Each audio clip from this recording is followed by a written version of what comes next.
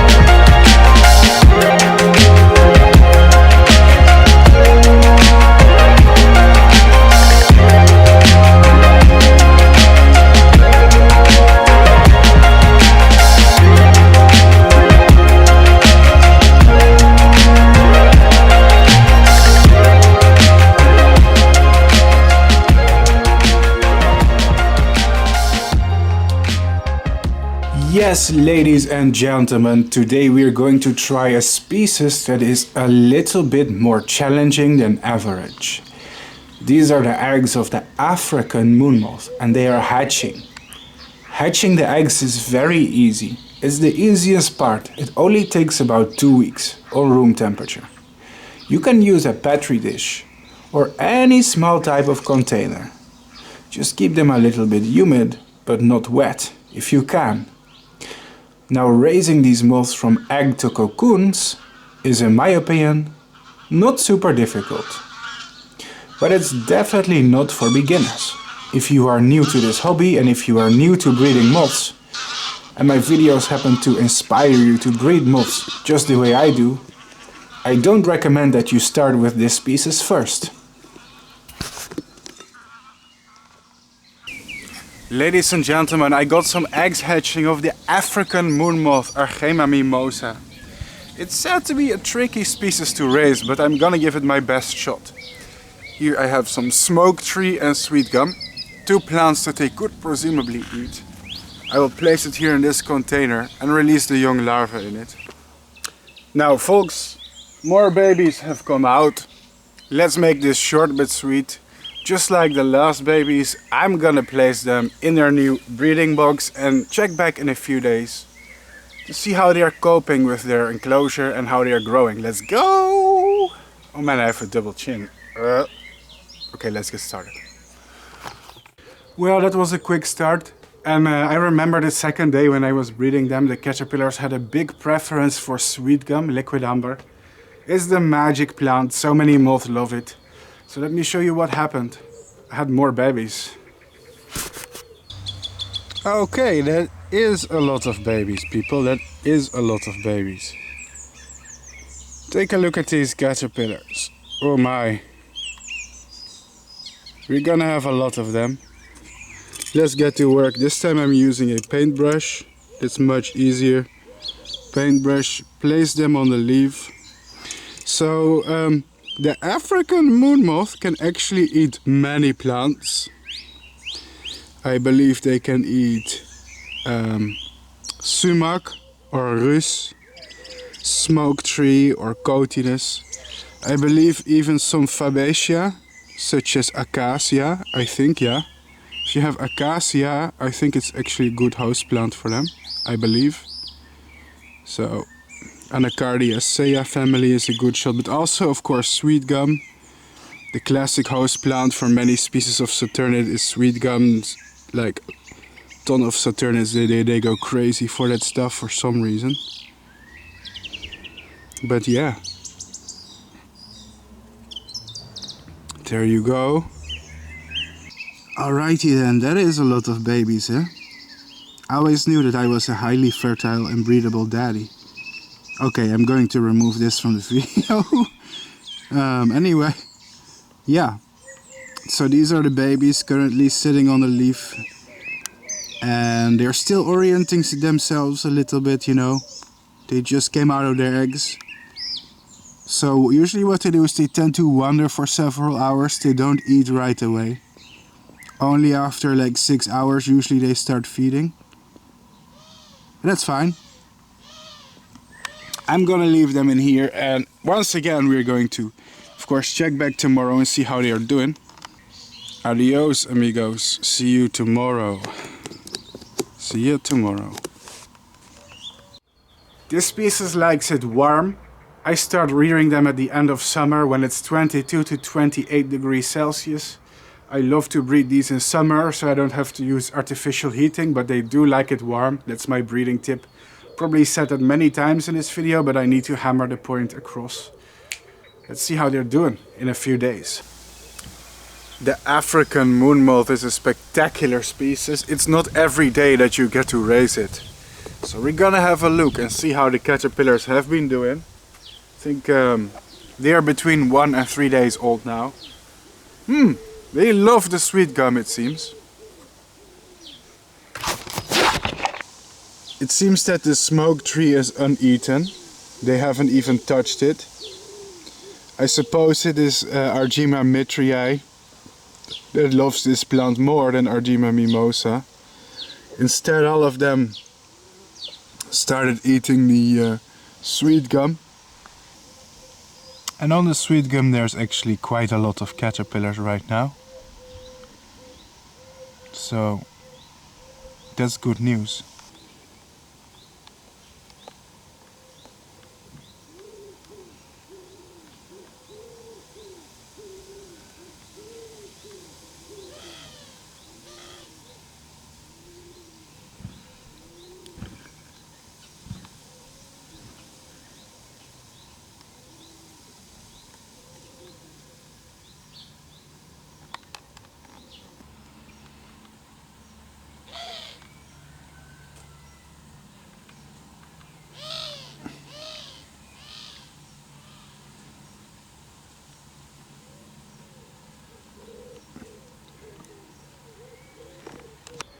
Let's check back on them a few days later. Alright folks, the African moon moth is not a species that anybody knows to raise. So it would be awesome if we succeeded in doing that.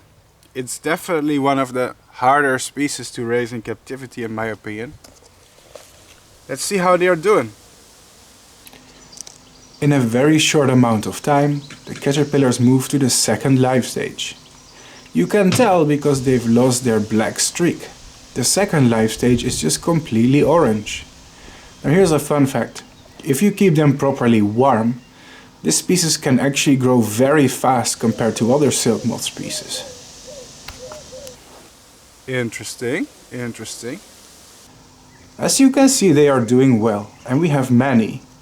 I honestly didn't count, but we must have between 30 to 20 caterpillars.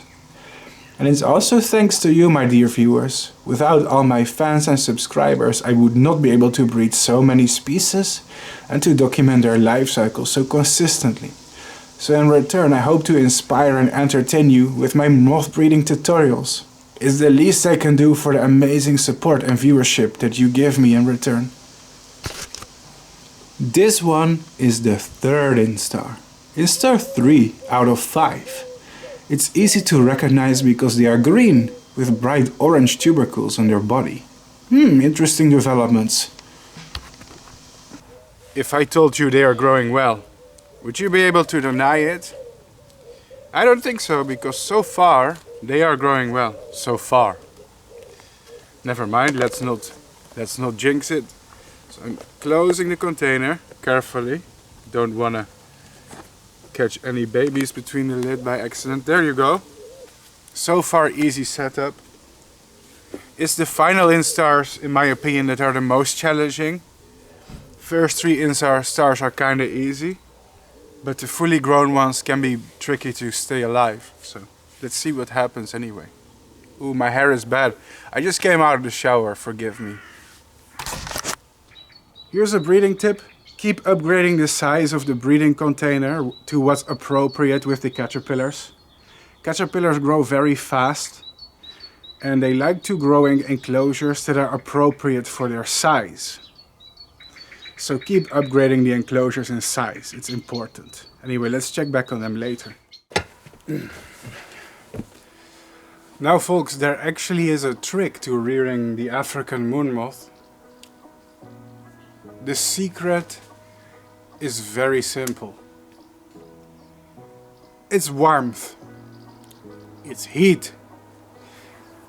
Argema species are something I only raise during the hottest months of summer.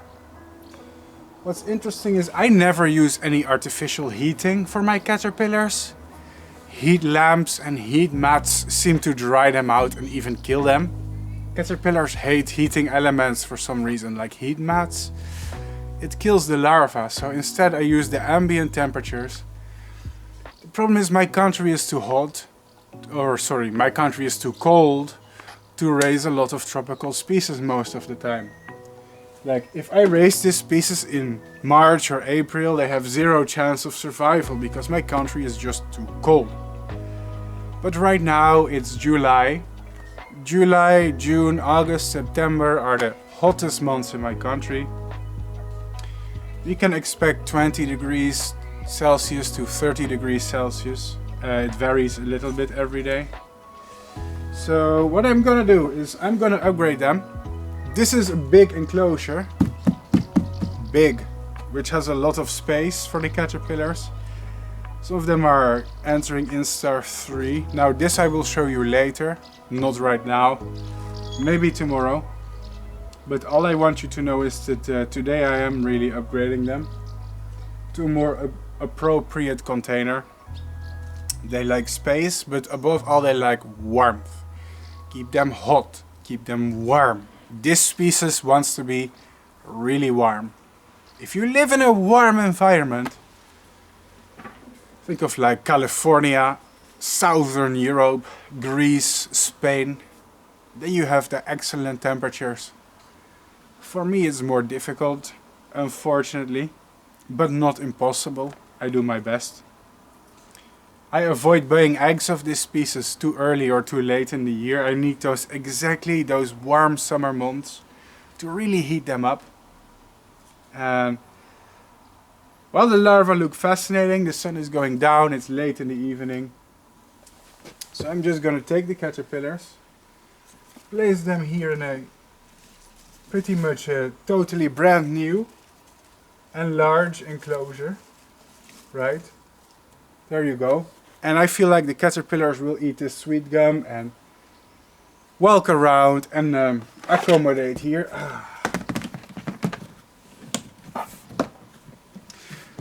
Last but not least, I want to say raising Saturniids in plastic boxes is very risky. Plastic boxes come with extra diseases. They're a heaven for bacteria and mold to grow. Usually the species want more ventilation. I will think about cutting ventilation holes in this container later. I think instar number 3 is good enough to keep them in a closed box, but it's gonna be risky. It's better if I put them in a ventilated cage, I think, with airflow. So I have to think about the future, like in instar 4, 5, they definitely need some ventilation. But for now it will be okay. Cheers! Drink responsibly. It's a warm summer night, okay? I'm allowed to have 1 beer. But I'm definitely not promoting drinking. It doesn't make you cool. It doesn't make you mature. I say that because there's young people watching these videos. I definitely don't want to inspire anyone to drink. Make sure you're above the legal age. I'm an adult. I'm almost 30 years old, alright? I'm allowed to have it. I'm allowed to have my moment. Just a few beers. Not getting drunk, alright? I feel like this is a disclaimer. I really have to say it. Like, I don't want to be a bad influence, right? Let's approach the subject with some maturity, but also necessarily disclaimers. Anyway, Argema mimosa, doing well. It's not an easy species. If you can raise this one, I would say you're a more advanced breeder. It's not super difficult. It's not one of the hardest, but it's one of the harder ones. Not the hardest, but harder ones. They just need a lot of tropical heat. They do need some humidity actually, but not too much. But they need some tropical, let's say like 70-80% humidity is what they like. They don't like 100% humidity. That kills them and makes them sick. So, you know, it's funny, I don't have any equipment to measure temperatures and humidity, but I have like this instinct, right? It's like this instinctive, maybe it's just because I raised a lot of species, but I kind of like, I know how to configure a container for some species and I just know how they like it without having to measure all of it. It's just a gut feeling, but my gut feeling for moths is pretty sophisticated. I should start measuring at some point though. That would be more interesting. But yeah, doing well so far. Let's check it later. Let's check back on them a few days later. Guys, African moon moths are something special. It's not a species you get to breed a lot of time. Special opportunity. So let's see how they're doing. I still have them in a plastic box. I think when they grow bigger I will upgrade them to a bigger enclosure, but for now it's doing fine. It's still eating sweet gum. Let me show you.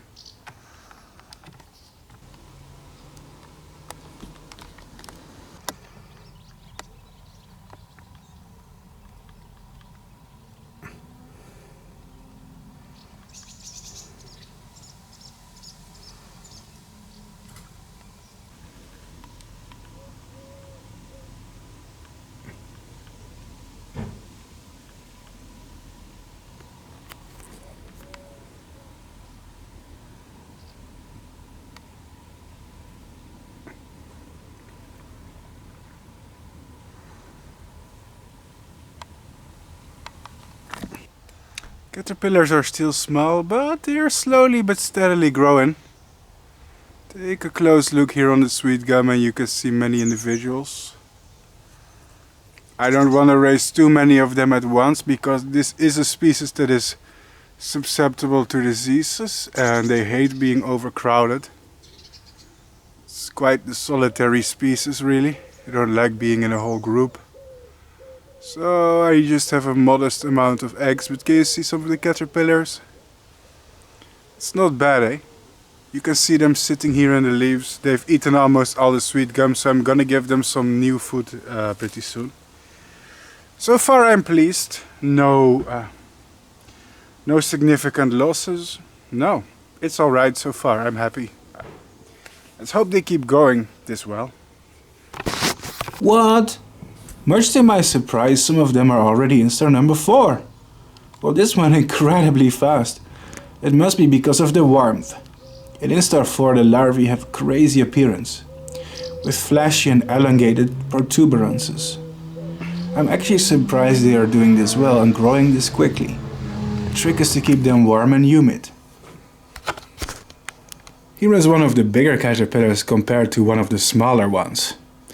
There does seem to be a small variation in how fast each individual can grow, but I suppose this is normal when it comes to raising moths. If you watch my other videos, you will see this happen often.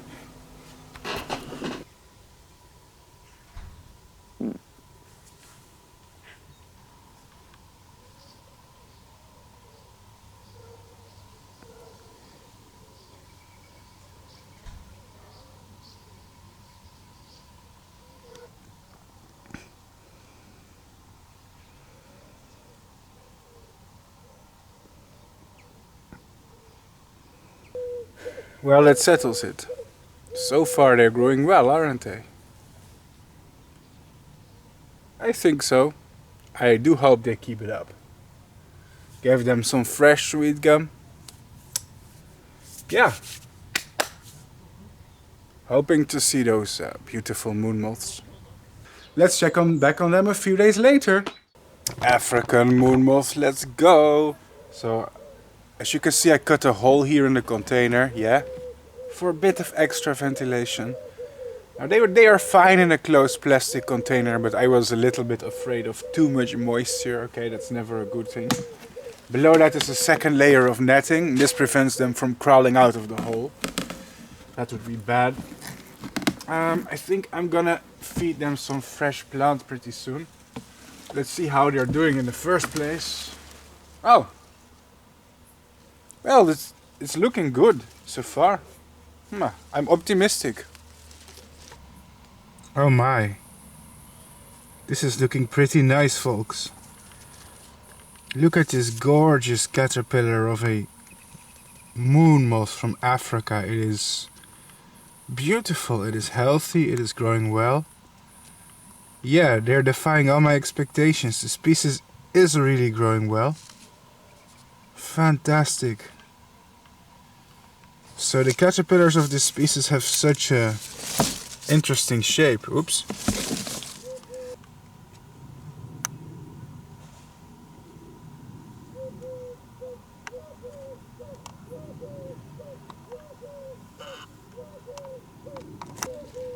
Well, alright folks, it seems as if there's a nice amount of caterpillars here. Like seriously. Hope I'm not jinxing myself, but they've been growing super well. With virtually zero losses at this point.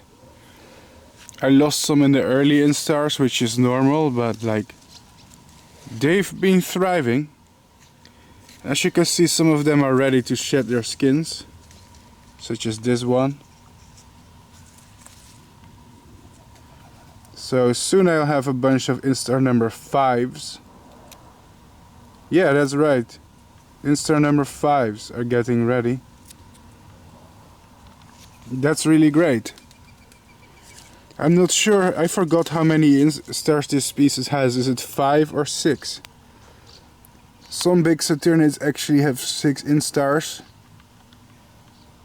So don't be surprised. Oh, that's great. So, oops.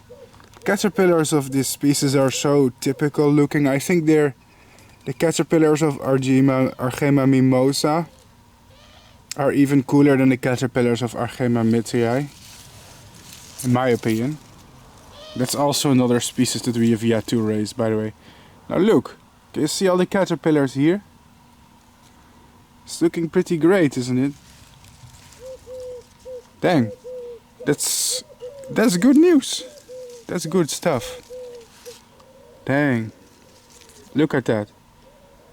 They're just thriving so far. Let's hope we can really get some of them to cocoons and finish this breeding. To me, this is an important species because I had people comment on my channel for years asking me to breed. Bart, please breed Argema mimosae, Argema mimosae. Trust me guys, I am working on all the species, okay? I'm working on every cool species. It just takes me a lot of time to film all of their life cycles, alright? That just is very time consuming stuff. That's the main problem. Wow. So yeah, look at how many there are. It's hard to see because their camouflage works so perfectly. If we turn a leaf, we notice there is a lot of them. I mean, you noticed it, right?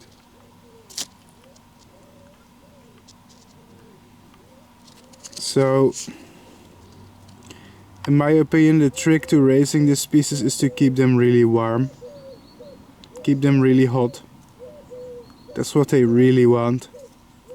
This species comes from climates that can be very hot and arid. So I'm talking about Namibia, Kenya, I think even Zambia. Those can be really hot places with a high temperature. So you want to make sure that they feel comfortable. And that means mimic the temperatures and humidity that they experience in nature. Look at this gorgeous larva. It was about time that we start breeding Argema. I have so many moth life cycles on my channel. But some of the iconic species are still kind of missing. Wow, that's great, huh? And much to my surprise, some of them are already in star number 4. This just went incredibly fast. It must be because of the warmth I mentioned before. And in star 4, the larvae have a crazy appearance with fleshy and elongated protuberances. I'm actually surprised they are doing this well and growing this quickly. The trick is really to keep them warm and humid.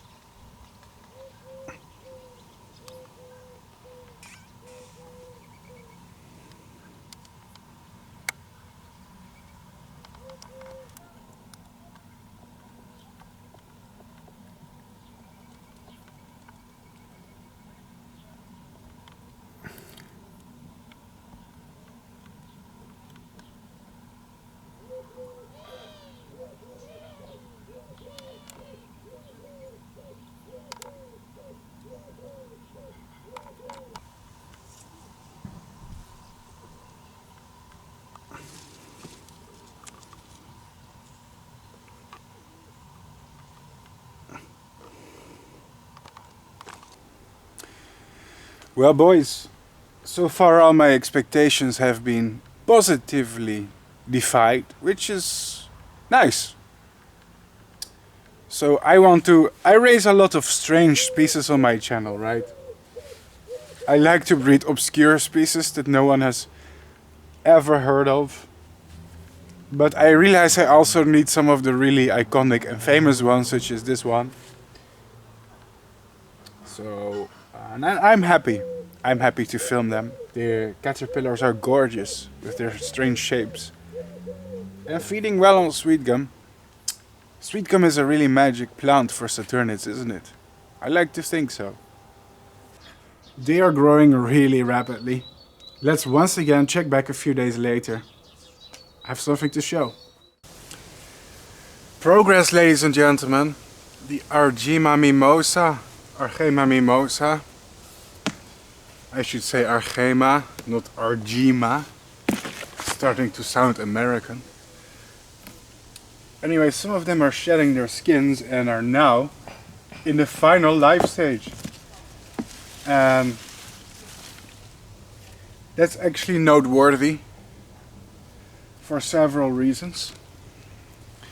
One of the reasons being that Argema are generally more difficult to breed than Arctias moon moths. Right, so this is there's two genera of moon moths. There's Arctias, there's Argema. Well, of course there's the third one, Graelsia. And in my opinion the Argema are the most difficult to raise in captivity. So I'm happy that they're doing well. That means we are rearing a species right now that's not very difficult.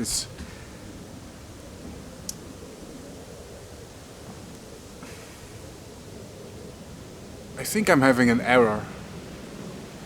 That means we're raising a species that is very difficult. Ooh, it is difficult.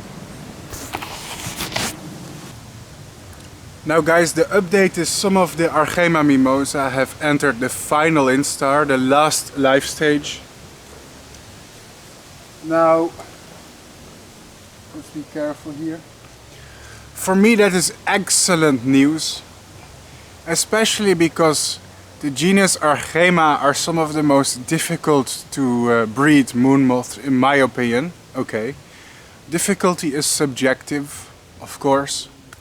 But if you look on my channel, I've raised many moon moths. I've raised the Spanish moon moth, Graelsia isabella. I've raised the Sulawesi moon moth, Arctias isis. The Malaysian moon moth, Arctias menas. I've raised the American moon moth, Arctias luna. I've raised Arctias selene, the Indian moon moth. The Chinese moon moth, Arctias dubernardi. Arctias dulcinea, the sweetheart moon moth. I raised even the rare pink spirit moth, Arctias rhodopneuma. I've raised the golden moon moth, Arctias sinensis. And that's not even all of them. I raised all the far eastern species from Korea and Japan. I can call myself experienced with moon moths at least, because I literally raised dozens of species. But I'll tell you that these are the most difficult so far, Argema. Rearing the caterpillars is not extremely difficult in my opinion, but they are more sensitive than most moon moths, especially in terms of stress, but also temperatures. They want to be warm. This species doesn't really like room temperature. They want to be warmer than room temperature. By the way, room temp typically refers to 20 or 21 degrees Celsius. These guys feel comfortable around 25 to 30 degrees Celsius. They come from a really hot and arid climate. Think of Kenya, Zambia, I think places like Namibia. That's really hot. So you gotta give them that warm climate. Let me show you some close-ups because their camouflage is actually impeccable. Can you see this one here? They really have a strange shape, don't they? Such a strange caterpillar. Really quite beautiful though. Anyway, let me show you some more close-ups. Yeah.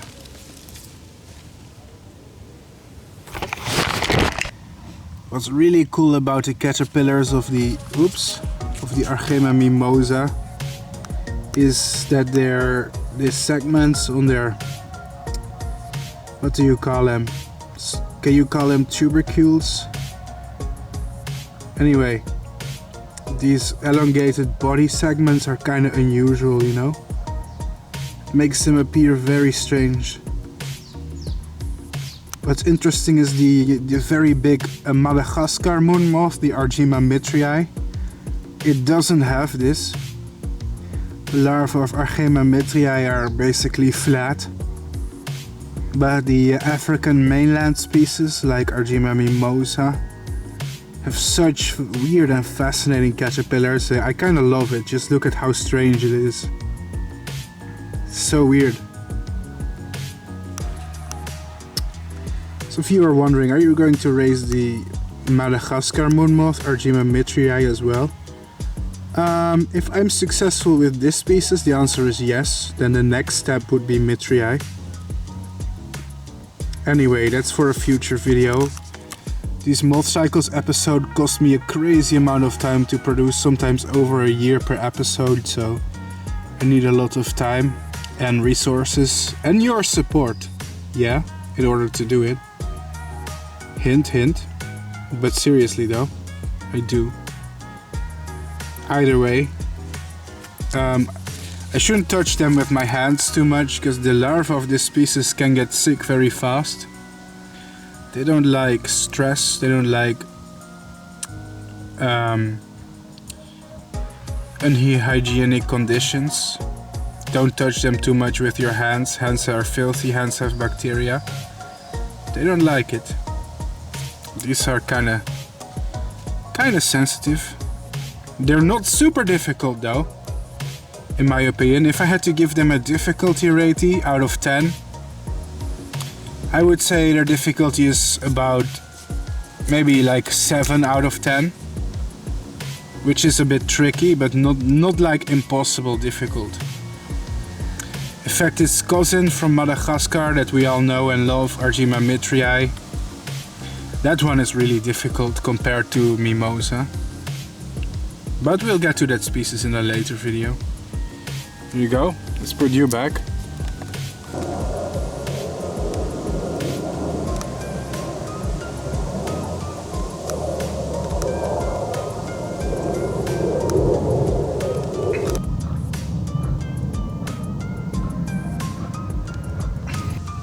When it comes to the size of the caterpillars, I do notice a small discrepancy. Some are bigger than others. I think these are instar 4s. Instar 4, this is an instar 5, I think, because it has those longer tubercules. And it really is a fantastic larva. If we look here in the vegetation carefully, it's actually difficult to spot them because their camouflage really works well. So here we see, here's more caterpillars, can you see it? This one is actually still a late instar. I think this is an instar 4 shedding to instar 5. I think, I'm not even sure. The thing is, the caterpillars are mixed. I think this is this must be a very young instar 5, I think. I'm not even sure. Thing is, there's like a mixed amount of instars here. Just look at this, for example. Here at my fingertip, this caterpillar is really small. Can you see it? This one didn't grow very much. This one could still be instar 3 maybe. It's very behind in growth. I'm not even sure. Is it very small? Instar 4. Look, it still has the old skin here. This is an instar 3 larval skin. I can tell by the orange dots. So this is like a freshly shed instar 4. And over here we have already some big ones that are instar 5. So it's a bit strange. It's a bit strange how we have like larvae are all the same age, but some are bigger than others. That's weird. It's usually not a very good sign, by the way. It's not an age difference. Some of them just grow slower than some of their brothers and sisters. But who knows? Who knows? It's one of my first times rearing this species, actually. So maybe it's normal. I do know females are bigger and need more time to develop, but I don't think it's a male-female thing in this case. You know, I raised a lot of moths in my life, and sometimes you just get like a variation of some individuals who grow slower than others. Sometimes there's like runts who don't really make it, but yeah. Either way, so far it's looking fine. I'm very pleased with the result. One thing that I find really gross is that if the caterpillars are a little bit upset, they will vomit. Like they will spew out their stomach content. That's what this one is doing. Sorry for showing a close-up, this is gross. This one just kind of soiled itself. It's probably because I was touching the caterpillars and this one didn't like that, so it's like ugh. A lot of caterpillars actually vomit as a defensive response. It's because the food plants they're eating are sometimes toxic, so their vomit is toxic, right? If you're eating toxic food, you're gonna regurgitate toxic food. And that's actually a smart strategy. Because they can be regurgitating toxic paste. It's kind of gross though.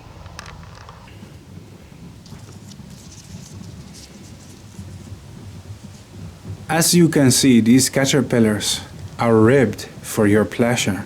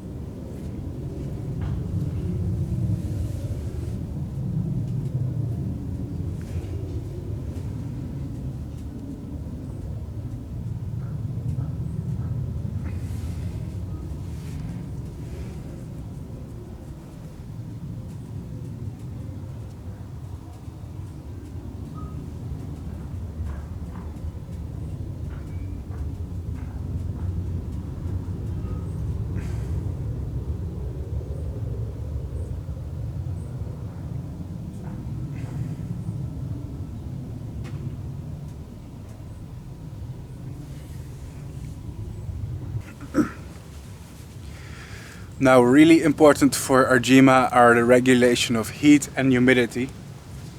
I feel like I already explained the heat part a lot of times. This species wants to be really hot, preferably between 25 to 30 degrees Celsius. That's why I only rear them in the Netherlands during the hottest time of the year, which is summer. I actually never use heating for my moths. I never use heat lamps, heat mats, thermostats. I don't use it. I only use natural temperatures. Not that there's anything wrong with heating elements, by the way. It's probably good. But why spend money on heating an enclosure if you can rear something in summer? Life cycles of caterpillars are short. So I just order eggs of these species in summer.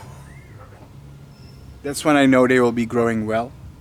Second of all, they like to be in a humid enclosure, such as a plastic box. But they also don't want to be like super wet or soaked. They want to be humid but ventilated. So that's why I cut a hole here in the lid.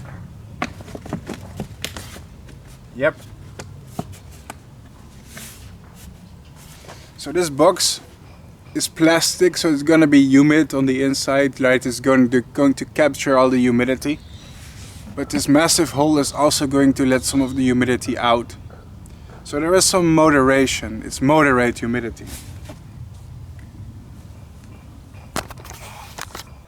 They are growing really rapidly. Let's once again check back a few days later. I have something to show. Guys, we're going to the war room today because there's an emergency meeting. Seriously though, sounding too much like the cringe Hustlers University here. But we do have a situation, and that situation is that the caterpillars have become enormous and they have started to eat all their food in a very short amount of time. Oops. Let me see. How can I present you the situation? So yeah, here we see some branches of what used to be sweet gum. As you can see, there are some leaves left. Here's some of the last leaves. But like all of this has been stripped of the leaves almost completely.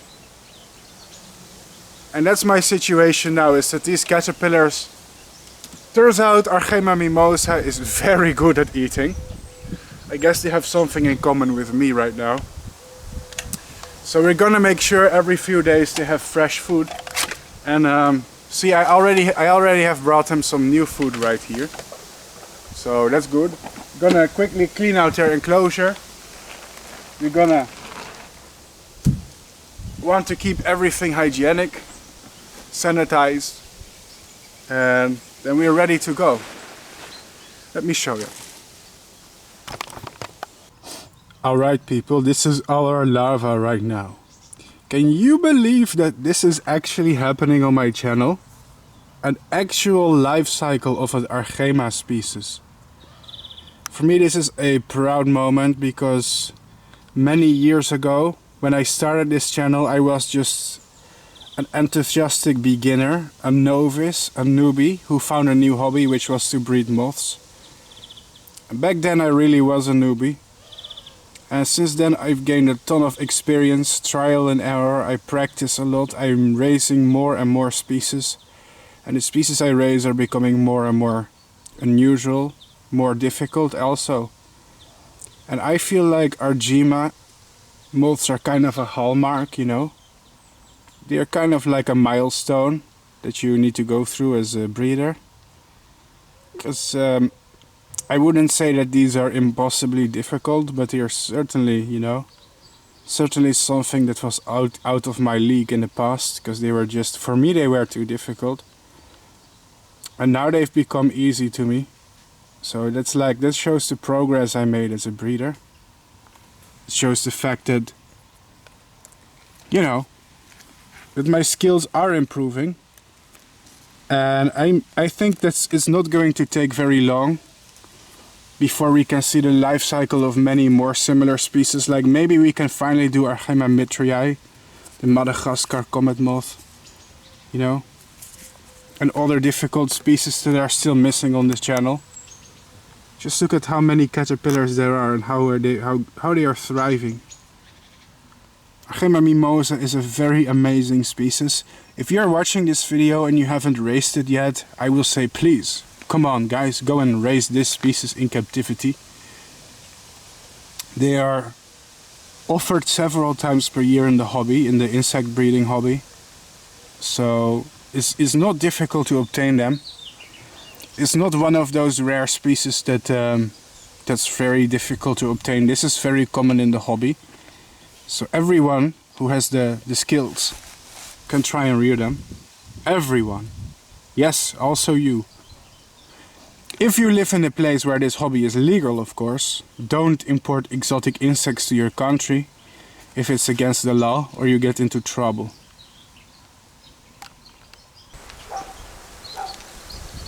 Fantastic results, isn't it? What? Only on the YouTube channel of Bart Coppens, the sexy moth king. That's right people, this is the best YouTube channel for moths. I don't care if there's channels with more subscribers than I have. It's always going to be the best channel for moths. In terms of quality. Sounds arrogant? I don't care, it's true. Name any other channel that has documented even remotely as many moths as I have and their life cycles. Doesn't exist. Doesn't even come close. So I'm gonna take some of these caterpillars and put them in the new enclosure. Well, it's the same enclosure, it's the same old, but they have new food right now, and that's the important part. So they have something to eat, because the old food was running out. So yeah, let me proceed with doing that. So more caterpillars, put them in here. There you go. There's definitely some of my favorite caterpillars that I've seen so far. I know that they are not particularly colorful or anything, but it's just you know, it's just a weird shape that gets to me. Like, look at their very weird... Yeah, it's kind of like... I don't know, I can't even really describe it. These weird flashy protrusions that they have make them look very alien. And that's cool, I like that, you know. They also have a very pretty shade of green. It's like this almost fluorescent, kind of bright, lime-colored green. It's really cool. It's really awesome species for any breeder to breed in captivity. Wow. It's also in Africa, it's a rather common species, by the way. Well, I shouldn't generalize Africa, but like in the tropical parts of Africa, if there's good quality forest, I believe it's a common species. Let's just watch how this beauty is feeding. A lot of people talk about moths and butterflies, but people rarely consider the beauty of caterpillars.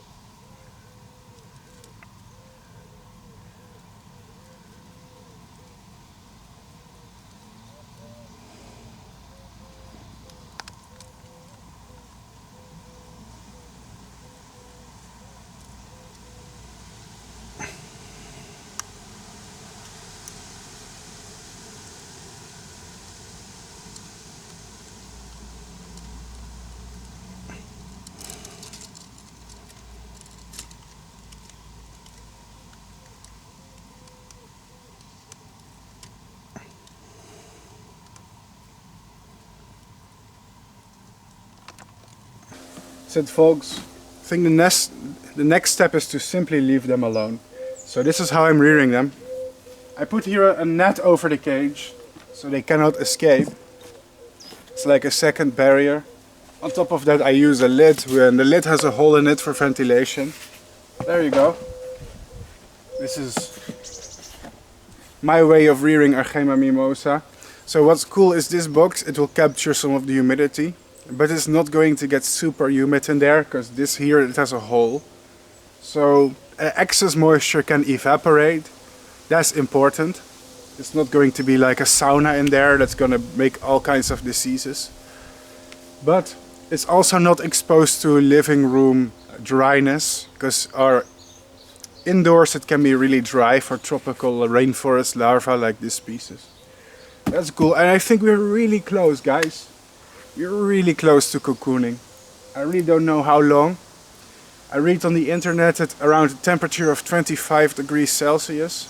The final instar lasts about 14 days. That should mean that maybe about one more week before we see the first cocoons appearing. Now that would be fantastic. Like, this is one of the best species I can film for my channel. A real Argema species. That's awesome. We haven't done that yet, it's a first for my channel. And at one point they became enormous, fat sausages. You wanna see this. So when I check back a few days later, you wanna see what happened. Well, it's time to check back up on our African moon moth. So, guess you can also call them the small comet moth if you want. Or just the African moon moth. Ooh, look at that. This is amazing. Look at how well they are doing. I'm amazed.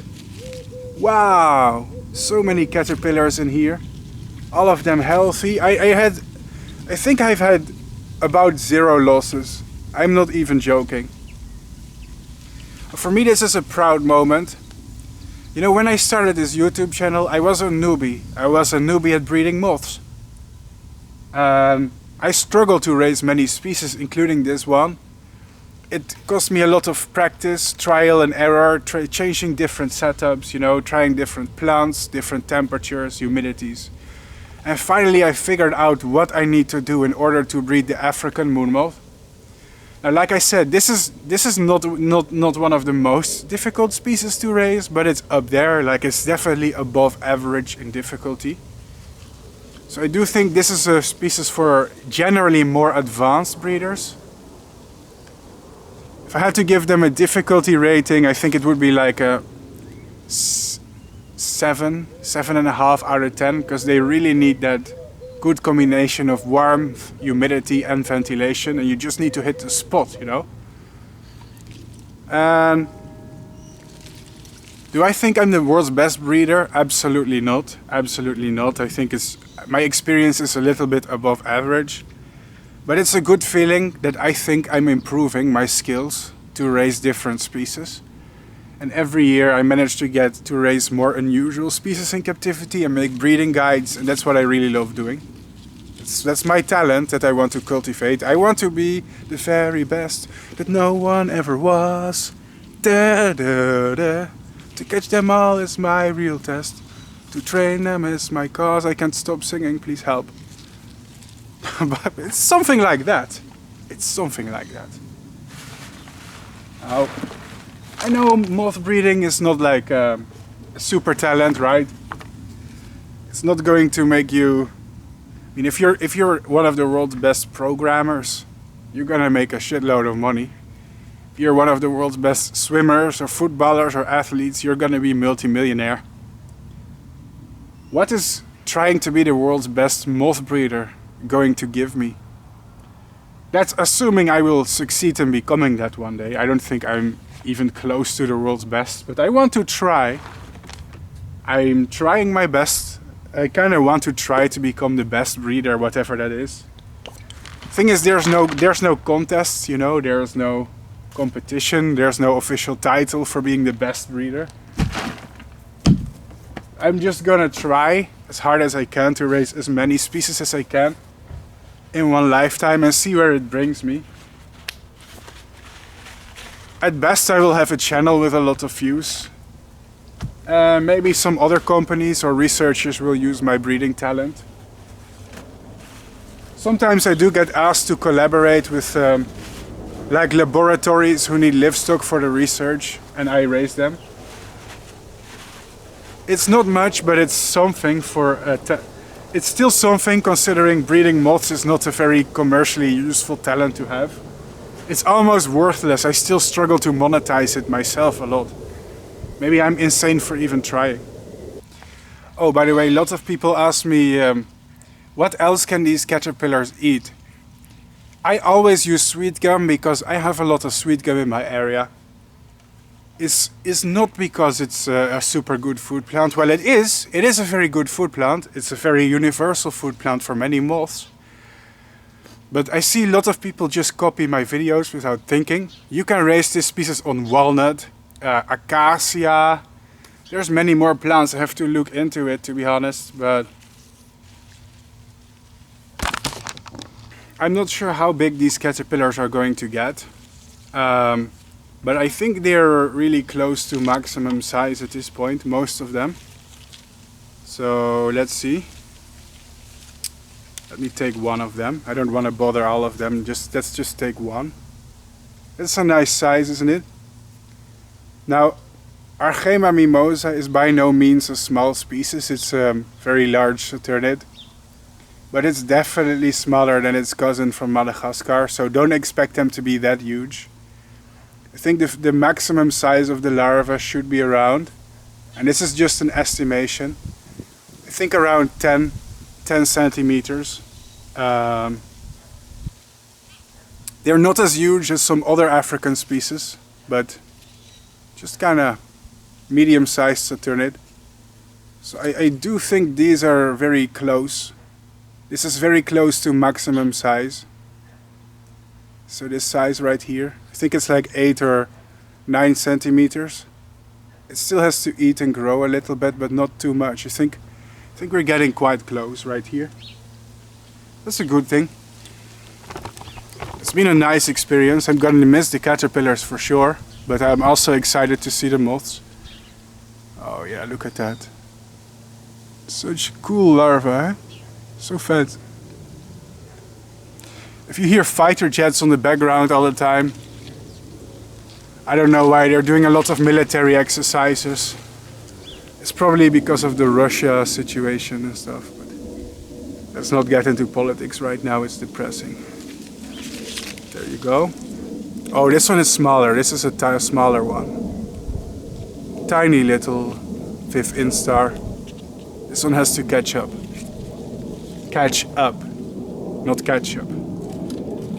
Ketchup is nice. I like ketchup. Ash ketchup. What? Never mind. I think I'm having Alzheimer. Here. Ooh, he's so beautiful. So precious. Anyway, let's put them back, guys. I've shown you the larva so many times. I don't want to stretch it out, and you know, I don't want to. You guys want to see the moths, not the caterpillars all the time. Yeah. Let's hurry up with these. This one is spinning a cocoon. This can only mean one thing. They are completing their development soon.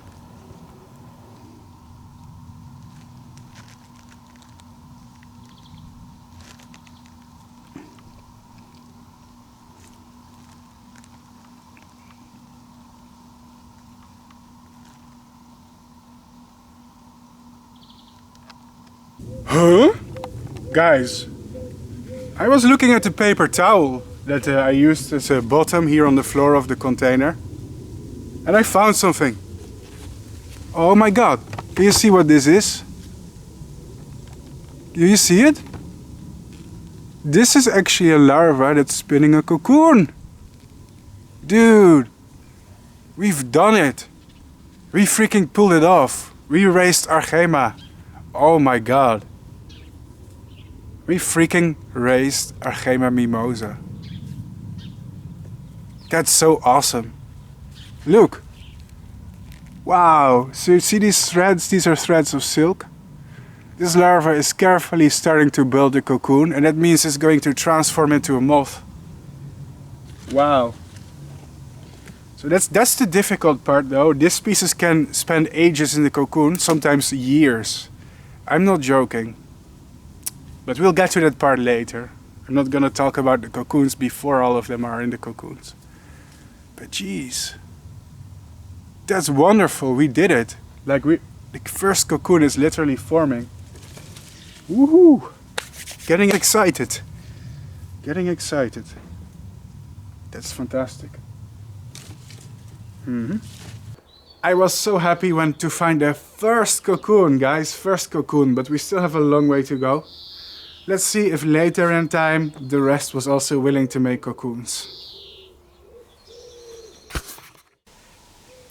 Bart Coppens, breeder of Argema. How does it sound? Sounds like a good title. Yeah, boys. So I got some updates. I'm just gonna do some general cleaning here. Not gonna show all the details. This is a bit boring, but the updates are exciting. So let me first dismantle all this stuff, take it out. Just a second. There you go. There you go. Now the update here is gonna be real predictable, and I think you already know. We prepared for this, but when we look here in the foliage and the vegetation, I can see that in some places cocoons have started forming. Woohoo! A little homegrown Argema cocoon. Raised in the Netherlands by the sexy moth king Bart Coppens himself. Legendary insect breeder. Oh, yes. Let's get a useless title go to my head.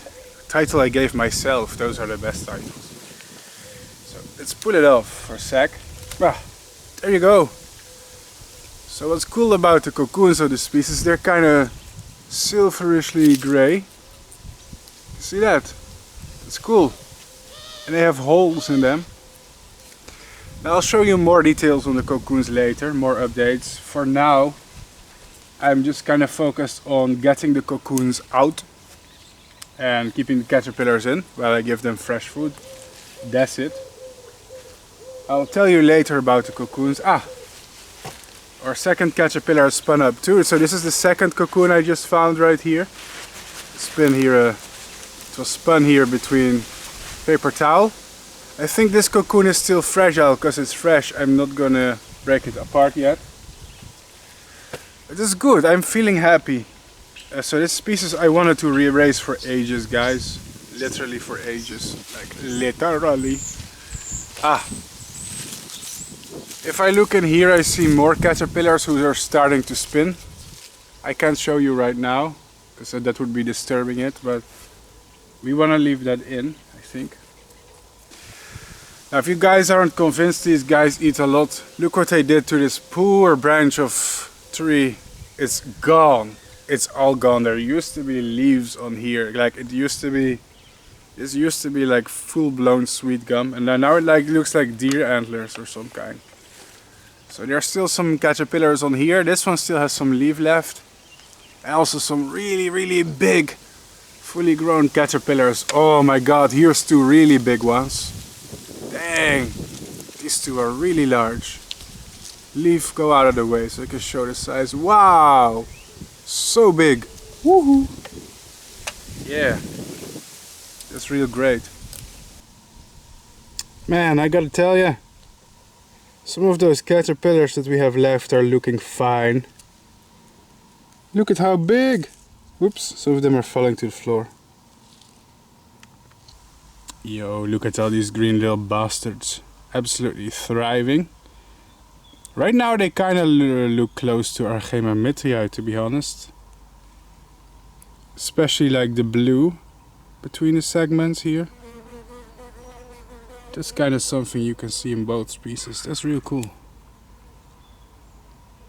So. Alright, let's put these beautiful big boys back. Let's check back on them a few days later. Well guys, I can't believe we pulled this off, but many of the Argema have cocooned right now. So that makes it official.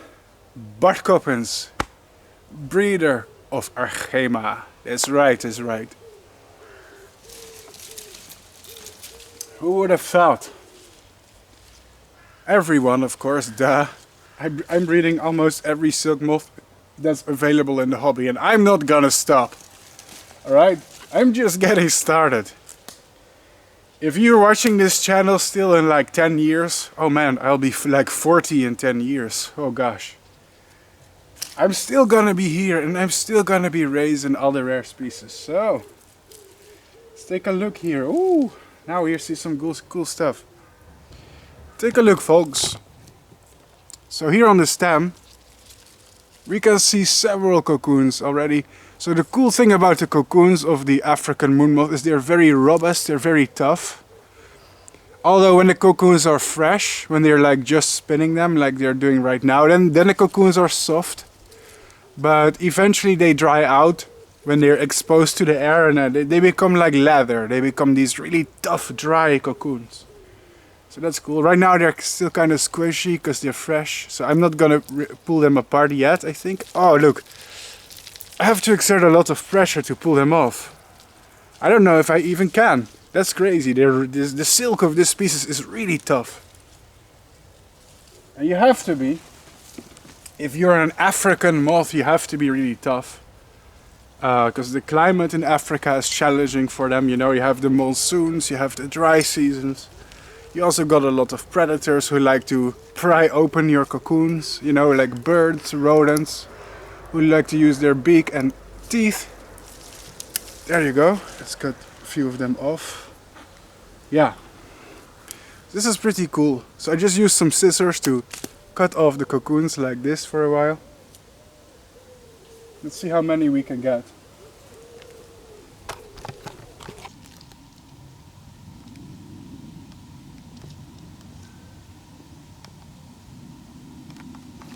Yeah, that's a lot of cocoons waiting for me, isn't it? 1, 2, 3, 4, 5. Oh, there's number 6. There's gonna be a lot.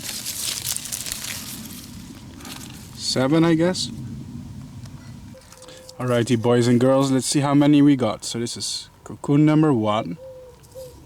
Oops. Let's try to focus the camera a bit. Cocoon number 1.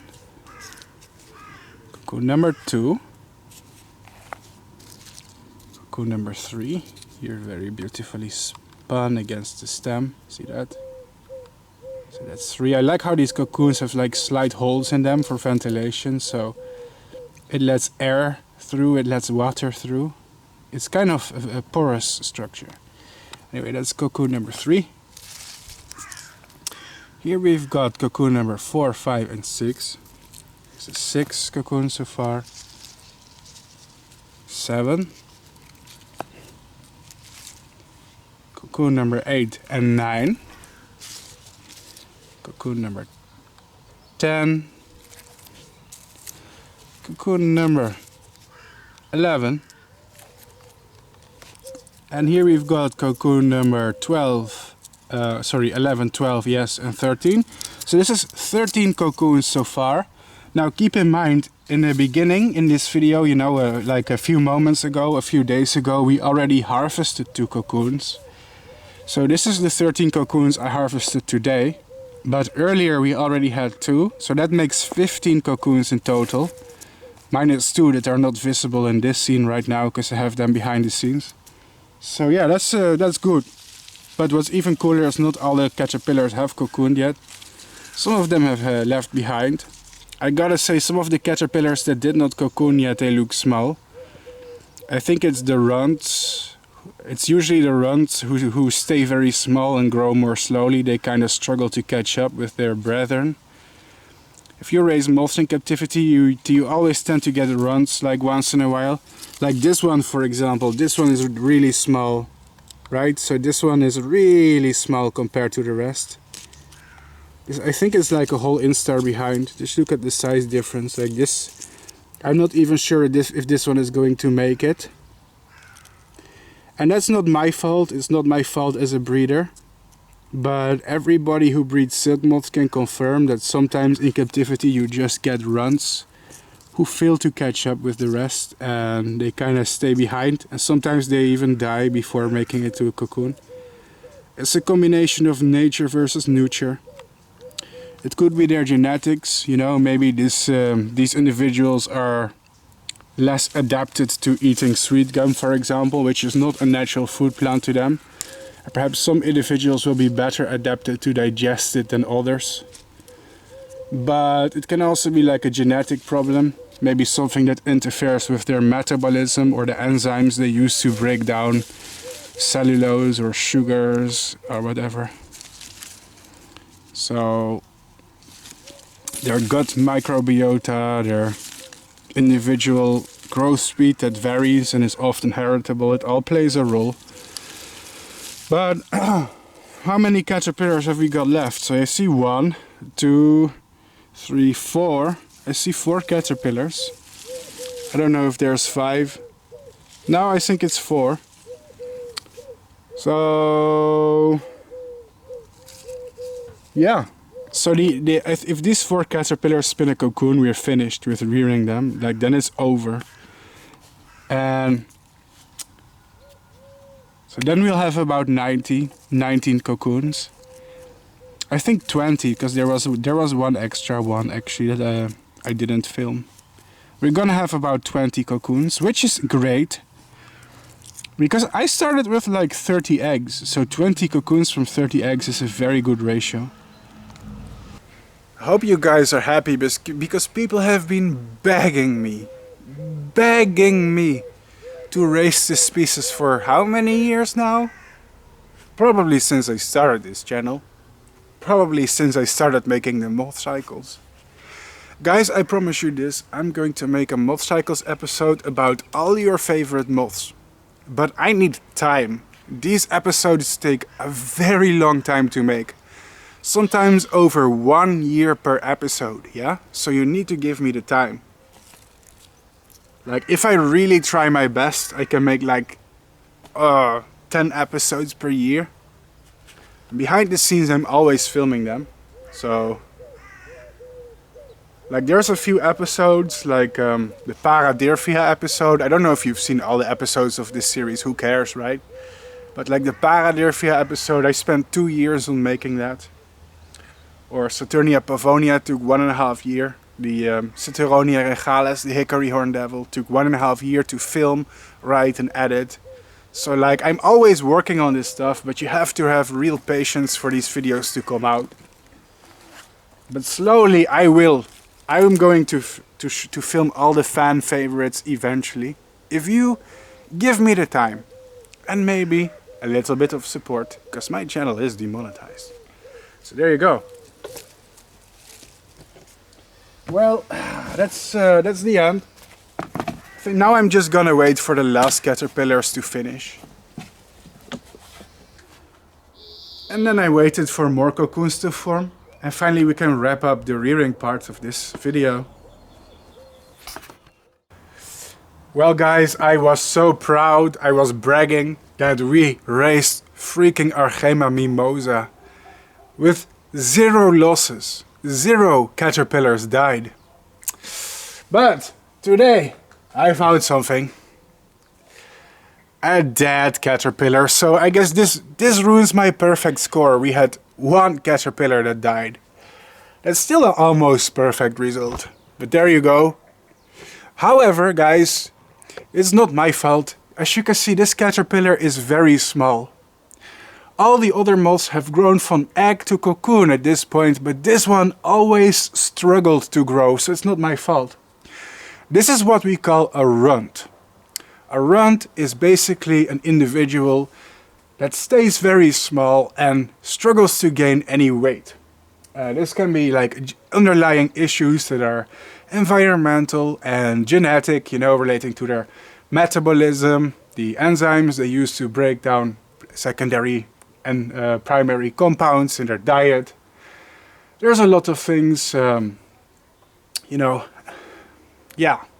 Thing is, there's a thing called fitness, and some individuals are more fit than others. And even in captivity, in the perfect conditions, once in a while you just get caterpillars who are just not, you know, they just don't have the right makeup to develop into a moth, unfortunately. But I am not really upset. I talked about this caterpillar before because I noticed it was just not growing well. And I had the feeling like, yeah, this caterpillar is not going to make it. That being said, some of the other last caterpillars have finally made it to cocoons. There you go. So this is some of the last cocoons, I guess. And that is awesome, you know. That is amazing. That we managed to raise freaking Argema mimosae with such an awesome result. So yeah, you know, feels like I've really become more experienced as a breeder as of recently, and the species I am successfully able to breed are becoming better and better. You're gonna see that on this channel. So what do we do with the cocoons? This is the really difficult part, guys. Raising Argema mimosae.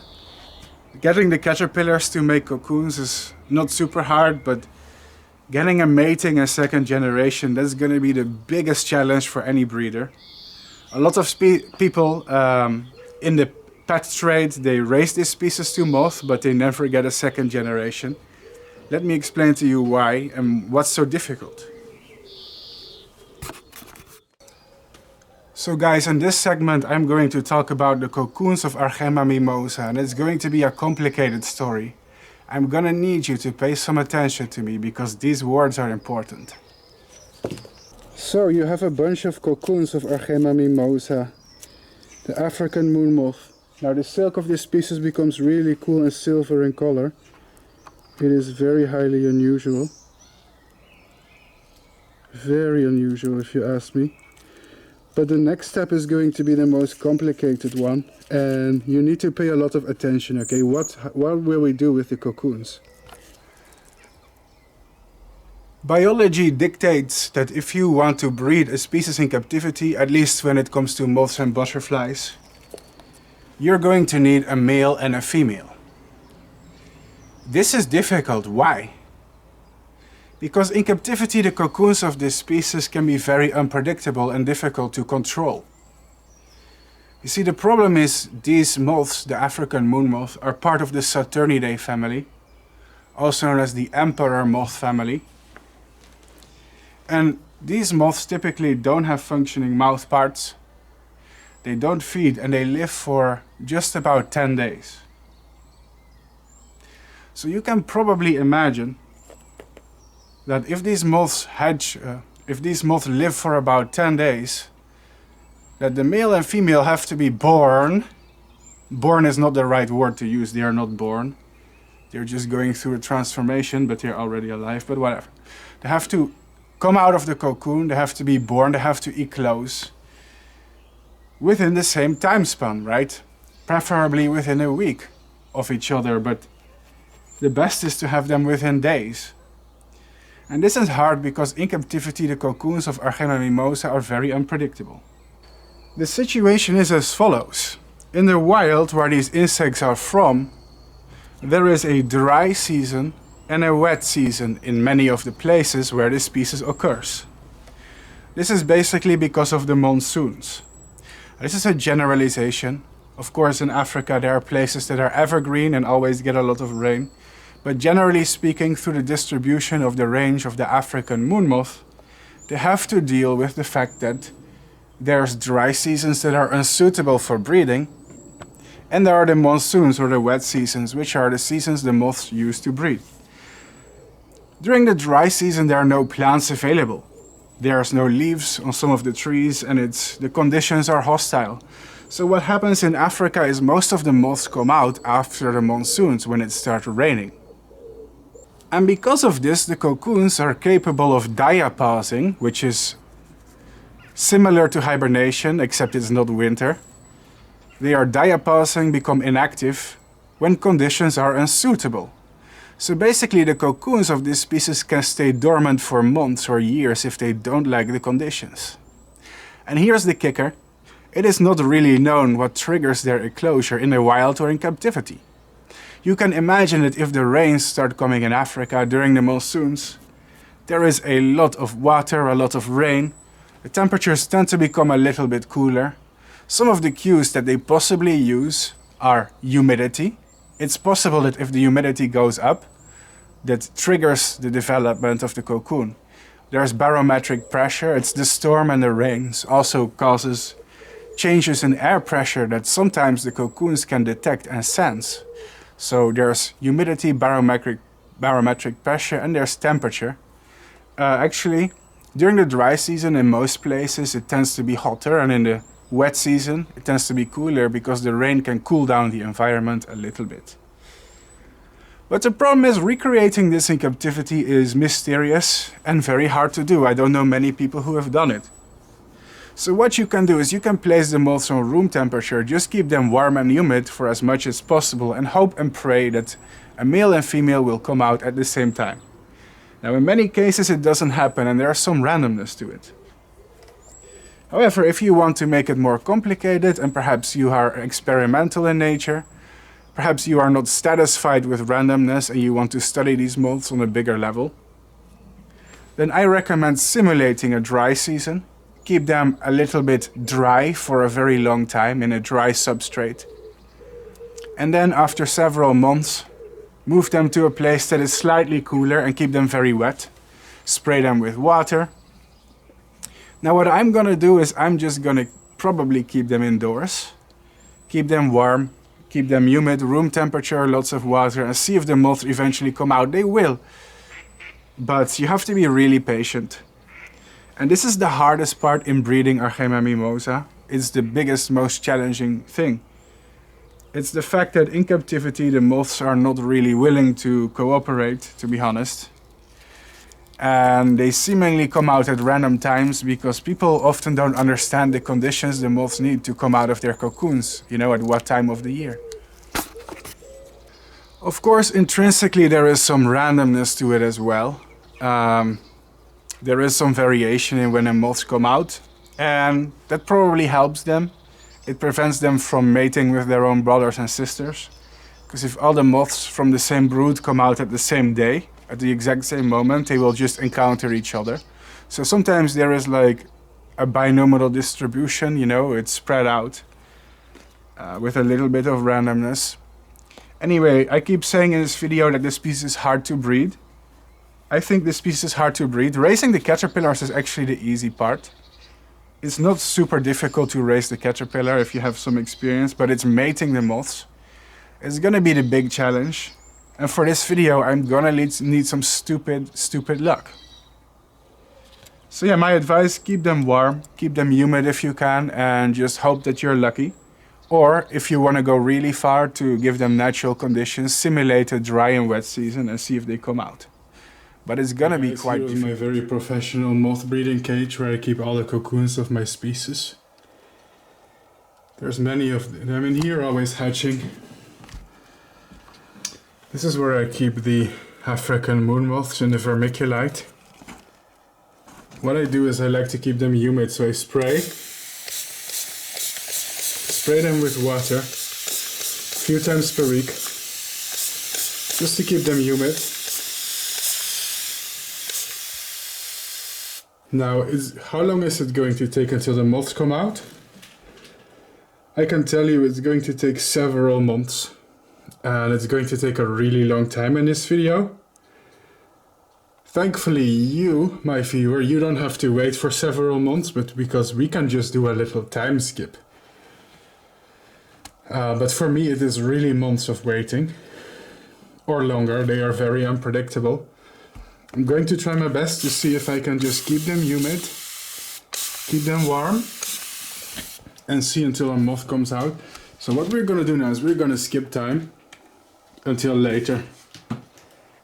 Until we see the first moth, whenever that is. Ladies and gentlemen, has the sexy moth king Bart Coppens had the absolute Chad, the absolute superhuman that he is, has he done it again? The answer is yes. Well, now we must be very careful because these moths are very fragile and easily stressed. Let's see if it allows itself to be handled even so.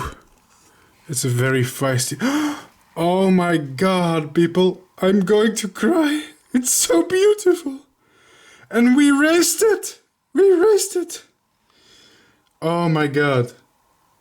This is one of our first Argema moths coming out of the cocoon. And you know what? It's actually looking great. It's a very awesome fit specimen. Wow.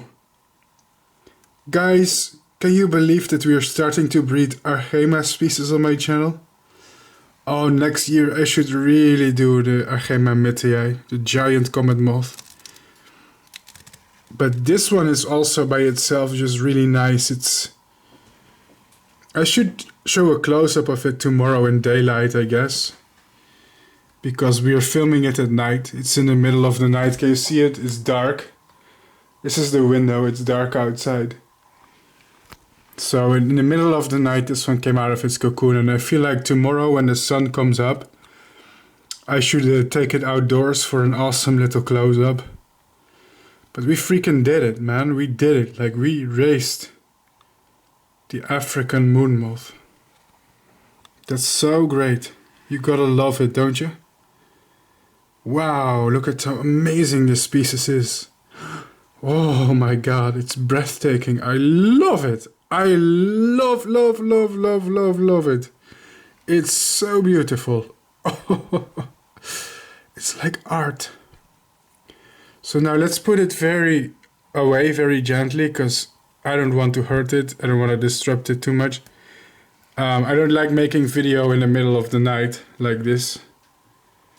So let's hope it will calm down here and just chill for a little bit, yeah? Don't fly. Yes, just chill out there. I will check back tomorrow, because that's when we can make the real close-up. Ladies and gentlemen, let me ask you a question. Who is the best moth breeder on YouTube? That's right, it's the sexy moth king himself, Bart Coppens. Oh, shameless self-promotion. Okay, that was a bit cringy, but people, I'm very satisfied, I'm very happy. Just look at the gorgeous insect that we managed to raise together. It's absolutely beautiful. Our first African moon moth. A nice close-up on daylight. Oh, what's funny is the color of my t-shirt seems to match the color of my African moon moth, but just let me show you how gorgeous this animal is. Wow.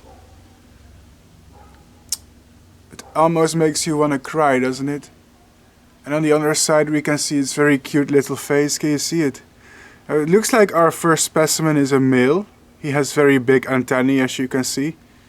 These very thick feathered antennae. So very typical for Argema is the tails are held crossed. Can you see that? In most moon moths the tails tend to be a little bit parallel, but in the genus Argema the tails are crossed. Oops, it jumped away.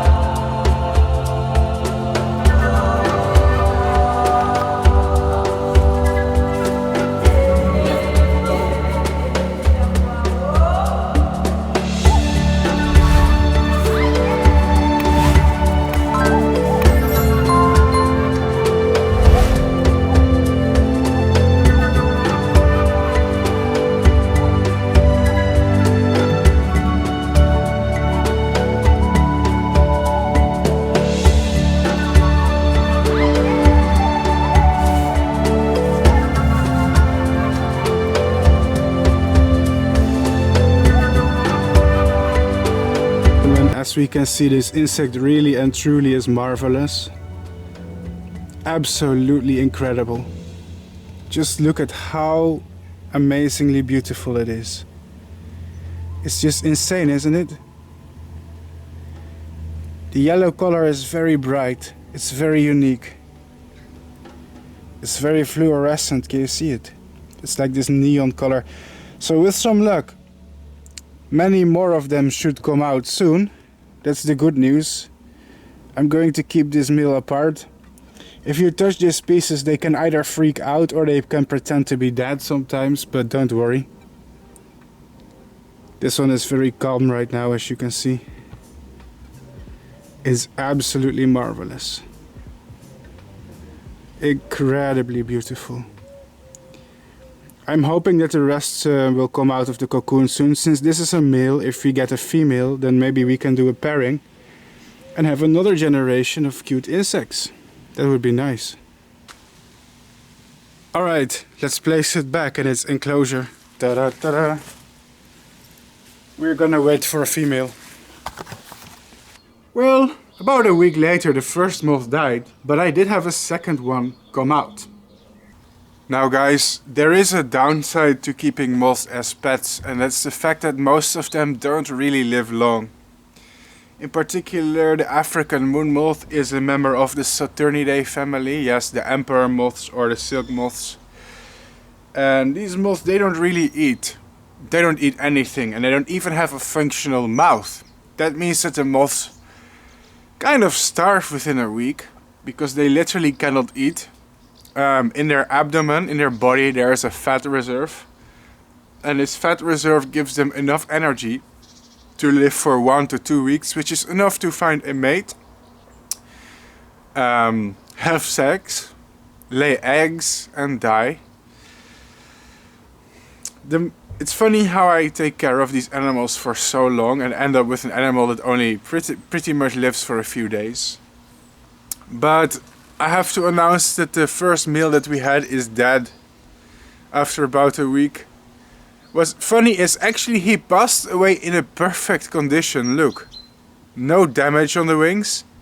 This is a perfect specimen for taxidermy, isn't it? That's funny because if you watch some of my other videos, you'll see when the moths die, they are often in a very bad state. Like their wings, they deteriorate as they grow old. But I think I'm going to keep this one and maybe put it in a frame, because I raised it myself. It's my first Argema mimosae and it dies in a perfect condition. But I also am here to announce that the second one has come out. This one just came out of its cocoon and is very much alive. So far, the breeding project is quite enjoyable. This is one of the species I recommend to experienced breeders that want to challenge their own abilities. So beautiful, ladies and gentlemen. These are truly the blessings of the moth gods. Let me tell you something. I'm not a rich man when it comes to wealth, but I often feel like the richest man in the world. Because all I really need to be happy is to see the gorgeous creatures on our planet like this one. And they completely fulfill me emotionally. If I get to interact with my moths and educate people about them and document them and their beauty and just spend time with them, I am totally and completely fulfilled. I'm not even joking. These give me purpose in life. They give me happiness. I live for moths.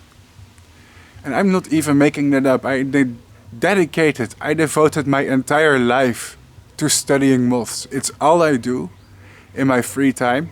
It's what I do 24/7. It's what I've done for over 10 years non-stop full time. I'm not gonna stop until the day I grow old and grey. I'm not gonna stop until I return to my grave. That sounds morbid, but it's not. I have found purpose in life through these moths. Their beauty, their complexity, just everything about them, it completely fulfills me. I don't need anything else. I don't need expensive cars. I don't need a villa. I don't need to win an Oscar. It would be nice to be in a nature documentary though. That's still one of my life goals, to make a nature documentary or to feature in one. Hey, documentary makers, are you watching this channel? Hello? Unscouted talent here. I mean, hey, let's be real, there's so many Netflix documentaries about unconventional animals. I could really help to produce something cool with moths, couldn't I? But I'm going off topic. Wow. This is the beauty of Africa. Africa's beautiful wildlife. I'd love to visit Africa someday. It's a beautiful continent with awesome nature.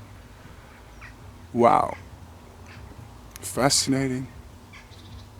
I would like to thank you guys for watching. Not many people are willing to watch a 3-hour video about one single species of moth.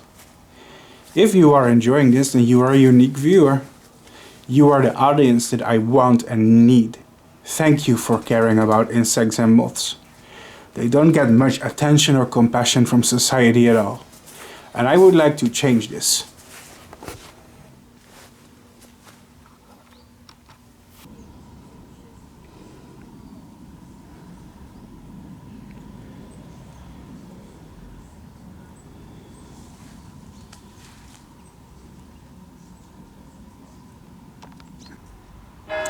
Okay, one of the moths is dead, but I don't care, I'm lazy. Woo, buy that one. I'm gonna put the live one and that one in this cage and check back later. They are growing really rapidly. Let's once again check back a few days later. I have something to show. Little update. It's a very windy day today. And basically the same happened as the past few days because a new male has come out. So I want you guys to give a small round of applause to our newest child that was born. Well, actually it's not a child. The moth is always the adult form. It's the caterpillars who are immature. I'm ruining my own commentary. Wake up, Bart, what are you doing? Anyway, much to my disappointment, it is another male. Well, I'm not that disappointed. They're beautiful insects, so I'm never sad or disappointed if I see one. But I'm kind of eager to have a female soon. Because I would like to pair them, you know, if you put a male and female in the same cage, there's a chance that they're gonna make love, and that includes producing many eggs for the next generation. So our second male, the one that we had before, He's still alive, but barely. As you can see, he's almost out of energy. There you go. Oop. See, these are the two males that we have right now. Two males, no female. This male is laying on his back, but he is not dead, although he is very old. He doesn't have much energy left. He is alive, as you can see. He still flops around a little bit. Whoa. Yeah, so he's not totally dead. You have to excuse me, it's a windy day. So, two males, one older male, one fresh male that hatched today. Today the wind is really ruining the quality of my video. Huh, annoying. But yeah, this is what we read. Two males. Third male is already dead. One of the males is very old, and this is the fresh male that hatched today from his cocoon. I for one am having so much fun doing this. Raising these awesome, beautiful, breathtaking insects. I love it. It's art. Breeding moths is art. Just look at these magnificent animals. Absolutely amazing. And I hope you guys are enjoying this just as much as I am at the moment. Because fun is meant to be shared, and enthusiasm is meant to be shared. And I want to share it with you. Hopefully you will be just as crazy about moths as I am.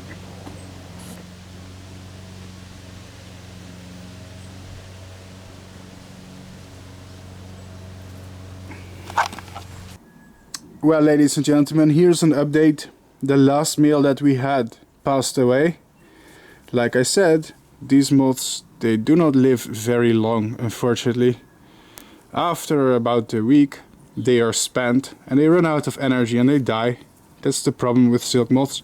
But so far, something strange is going on, because consistently every time one male dies, a new one comes out.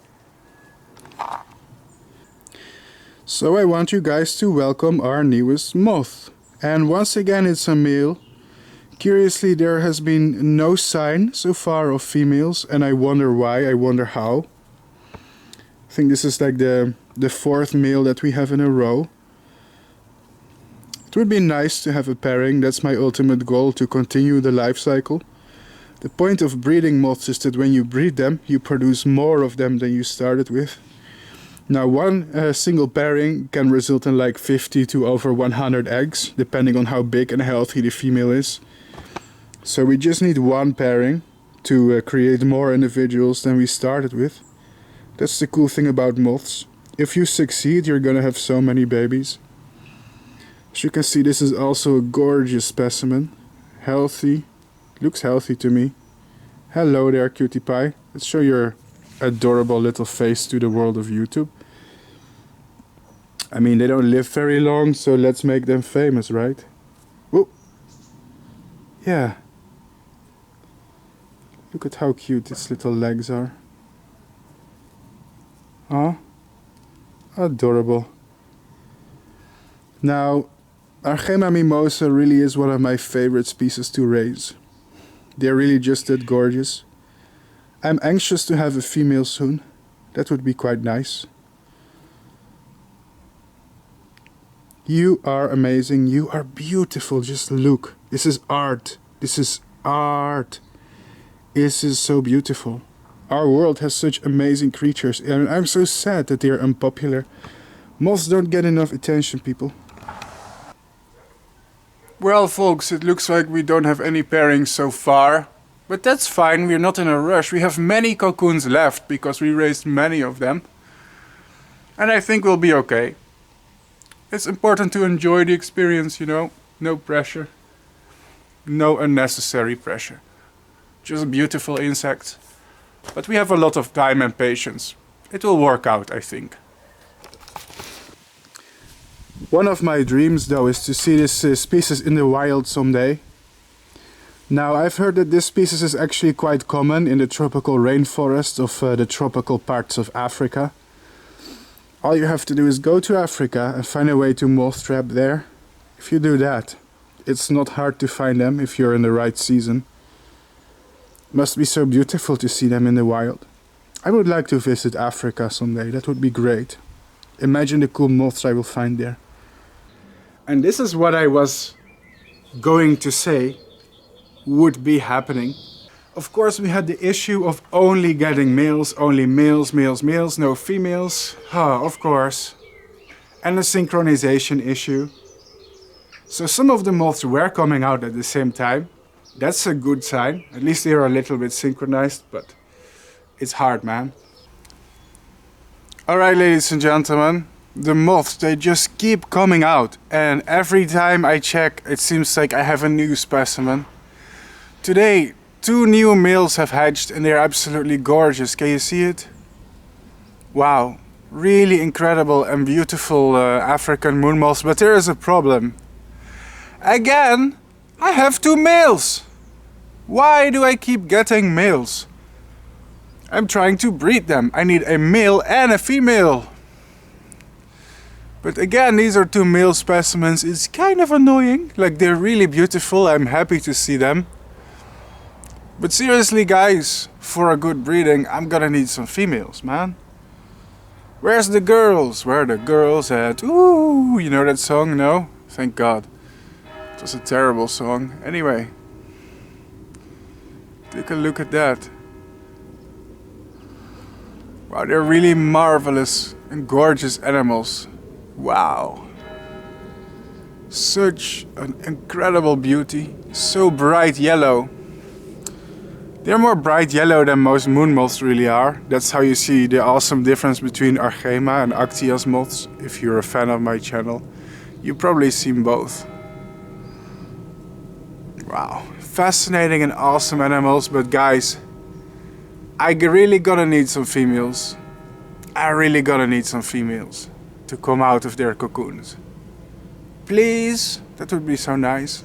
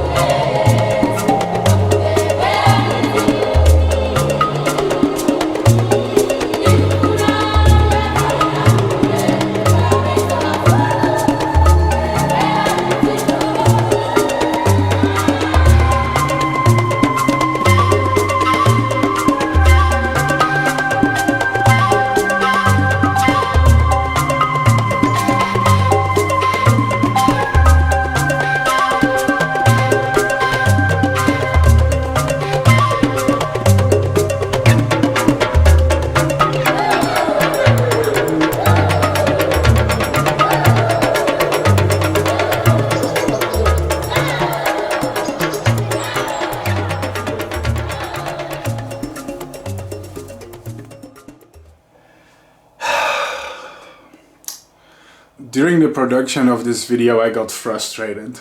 It's a big problem with this species. Because the moths died, they were dead, and the next time a few more popped out. But it just kept going and going. It's difficult. Well, ladies and gentlemen, many weeks later I have an update. Remember those males that we had? As you can see, they're pretty much dead. Hey, that rhymes. So the moths, Argema mimosae, they do live for about 7 to maybe 10 days. Maybe longer if you keep them cooler. But they're still Saturniids and they don't live very long. But here's the annoying update. I was complaining that we didn't get any females and that only males were popping out. Well, today we have a female. But now all the males are dead. So guys, the most difficult thing about breeding Argema mimosae is getting a male and female to come out at the same time. It's difficult, it's a nightmare. They usually are not very synchronized. You have to be lucky to have them out at the same time. So, at least I can show you what a female looks like now. So one thing that's distinctive of the female in this species is that she has slightly rounder wings with a bigger surface area, as you can see. She has slightly shorter tails, although I'll be honest, the tails of this species are pretty big still. They're still significant, but smaller just compared to the males. But yeah, this is the female of the African moon moth, and I was really hoping to put a male and female in the same enclosure so they can mate and make babies, but this female had to come out after all the males are already dead. That's sort of annoying, but that's very typical for this species. Now you can also see, if we look at her abdomen, the abdomen is very chubby, and this is typical of the female, because males, they tend to have a more slim, thinner abdomen. Females are just more heavy. What's interesting is the antennae of this species. Even the female have sort of big antennae for a female. Males do have bigger antennae, but the difference is a bit smaller. But here you go, here's the first female.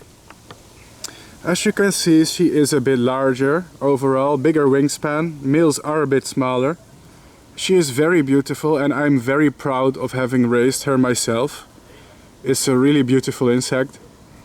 And one of the things that would make me a lot happier is somehow, you know, somehow we were able to have a pairing. That would be awesome. She really is quite beautiful, isn't she? I'm really proud of having raised her myself. I can't believe that I remember this insect being a tiny little egg at the start of this video. That's what satisfies me about raising moths. You know, it's crazy how they transform from such a tiny caterpillar into something so large and impressive, you know? And it's not like I don't like the caterpillars, I think they're beautiful too in their own right. But it's the whole transformation that's incredibly impressive to me. Absolutely fantastic. There are little things in this world that are more beautiful to me than this. It really almost makes me emotional. Just look at it. It's magnificent. It's so incredible.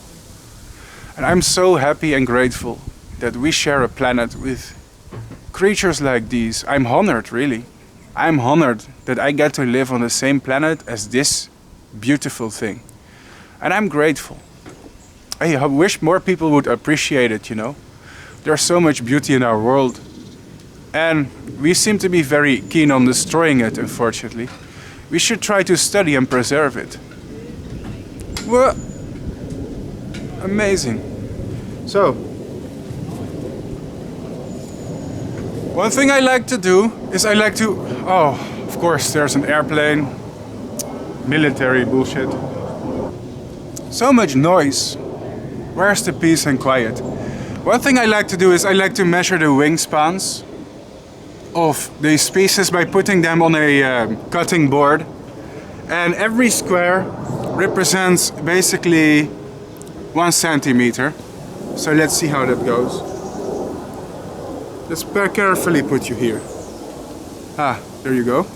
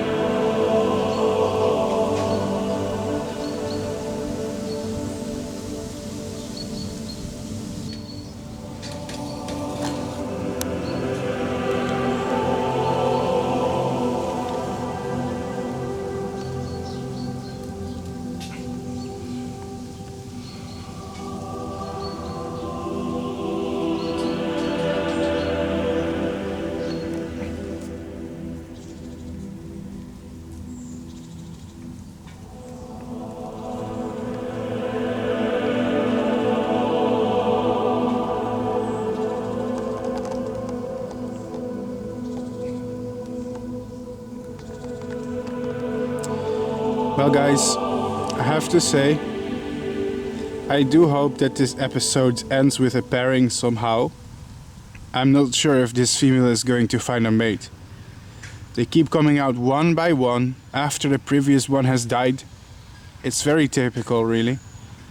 But I'm not giving up. Typically the most satisfying way for me to finish and end a video is with fertile eggs. You know, that's when you have really the whole life cycle. It's frustrating if it ends without a pairing, but it can happen. It's also really down to sheer luck most of the time. As a breeder, you have to be, you have to be talented, you have to be skilled, but you also just have to be lucky. And I don't have control over that, you know. There are some aspects of these animals that you just can't control. Fortunately. Wow. Breathtakingly beautiful though. Absolutely gorgeous. Amazing female. You are beautiful. Did you know that? Fantastic creatures. Some people ask me, Bart, why are you so obsessed with breeding moths? Well, honestly, it's not their beauty, but the process of metamorphosis that fascinates me the most. It is the closest thing to magic that exists on planet Earth currently.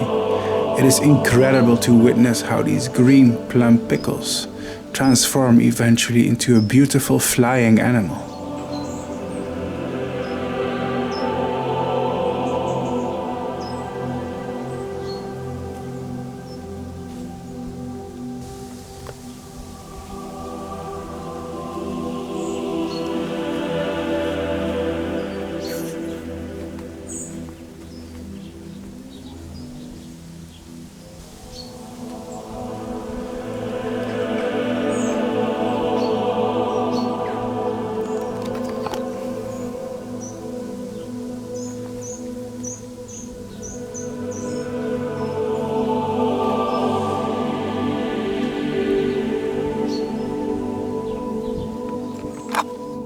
Bro, that's a beautiful insect. I really enjoy it, but it's time to put it in an enclosure. Don't worry, moths don't mind being in enclosures. Oh wait, sorry. It's trying to walk away for a little bit. I'm trying to catch it. There you go. Moths don't mind being in enclosures, actually. Especially silk moths only fly a couple of hours every night, and most of the time they just sit still. Otherwise, they'll quickly mate and die with their short lifespans and inability to feed. Silk moths cannot eat, they don't have a functional mouth, so these moths they basically are forced to starve after about a week. Ooh, I'm looking bad. I should lose some weight. Anyway, let's put her in a cage. This is a special cage made for moths. She'll feel comfortable here. And if a male ecloses, I'm going to introduce the male to her and they can mate and make babies. But the chances of that happening are slim, because I'm really not being lucky with the synchronization. That's really tough with this species, it's difficult. I already predicted this issue when they wear cocoons. I remember telling you in this exact video that guys, synchronizing this species is terrible. So expect to get a new moon moth every few weeks. And when it dies, another one comes out. It's like they're doing it on purpose. And I wonder if we're even going to get a male and a female out at the same time. Yeah, we need luck. I'm trying my hardest. A new one has come out. The moths were coming and coming. But seemingly each time a new moth emerged, the old moths died. It was a rather frustrating experience. So I am going to skip time very fast now, because I don't want to show off every individual moth. These moths live for about 2 weeks or less. They do not have a functioning mouth and cannot feed. Yes, that's right, they are incapable of eating. All they do is mate, lay eggs and die. This makes it very frustrating that they come out of the cocoon sporadically, because each moth dies single by the time the next one comes out. A very major problem when breeding the species Argema mimosae. Let's see what happens.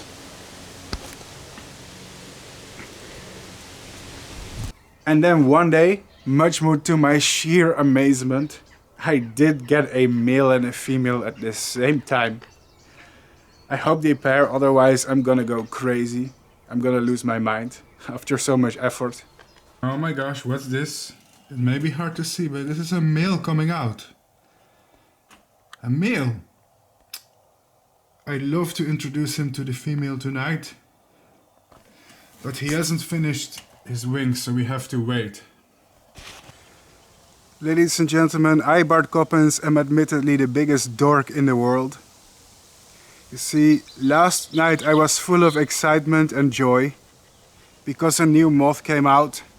It's this one right here with the short tails. And the problem is, I assumed it was a male. I assumed finally I have a male and female out for the first time. But it turns out it's a female. She's a freshly hatched female and a big one at that. Look at how cute. Wow. The species is actually not very big. It's a medium-sized Saturniid. They're about the size of a Luna moth. Maybe even a little bit smaller in all honesty. They're definitely not as big as their cousin from Madagascar. Anyway, but then there is some good news because I was just checking the moth cage. And this is absolutely a male. He just came out of the cocoon. As you can see, his wings are still soft and floppy. He still needs to pump up those wings in order to get them in shape. So what I'm gonna do is I'm gonna put him in this enclosure. Yeah. Let's place him very carefully in the enclosure. There he is. You see him? Together with not one but two females. And one of these females is fresh. Like this female, she just came out last night. So this is, in my opinion, an excellent situation. Like this is the best possible scenario. There you go. There you go. 3 incredibly beautiful African moon moths. Let's close the cage so they have zero chance of escaping. I'm very conscious of invasive species, not letting them escape. Although these have no chance of establishing in the wild, really zero in this climate, but I'm still careful. Pairing this species in captivity has always been inherently tricky. First of all, because it's very hard to have a male and female out at the same time. I think in this video we've had many moths come out so far, and this is actually the first time I have a male and female out of the cocoon at the same time, alive in the same enclosure. It's very hard to control the cocoons in captivity in such a way that the adults are synchronized, you know. It's actually quite tough, it's quite difficult.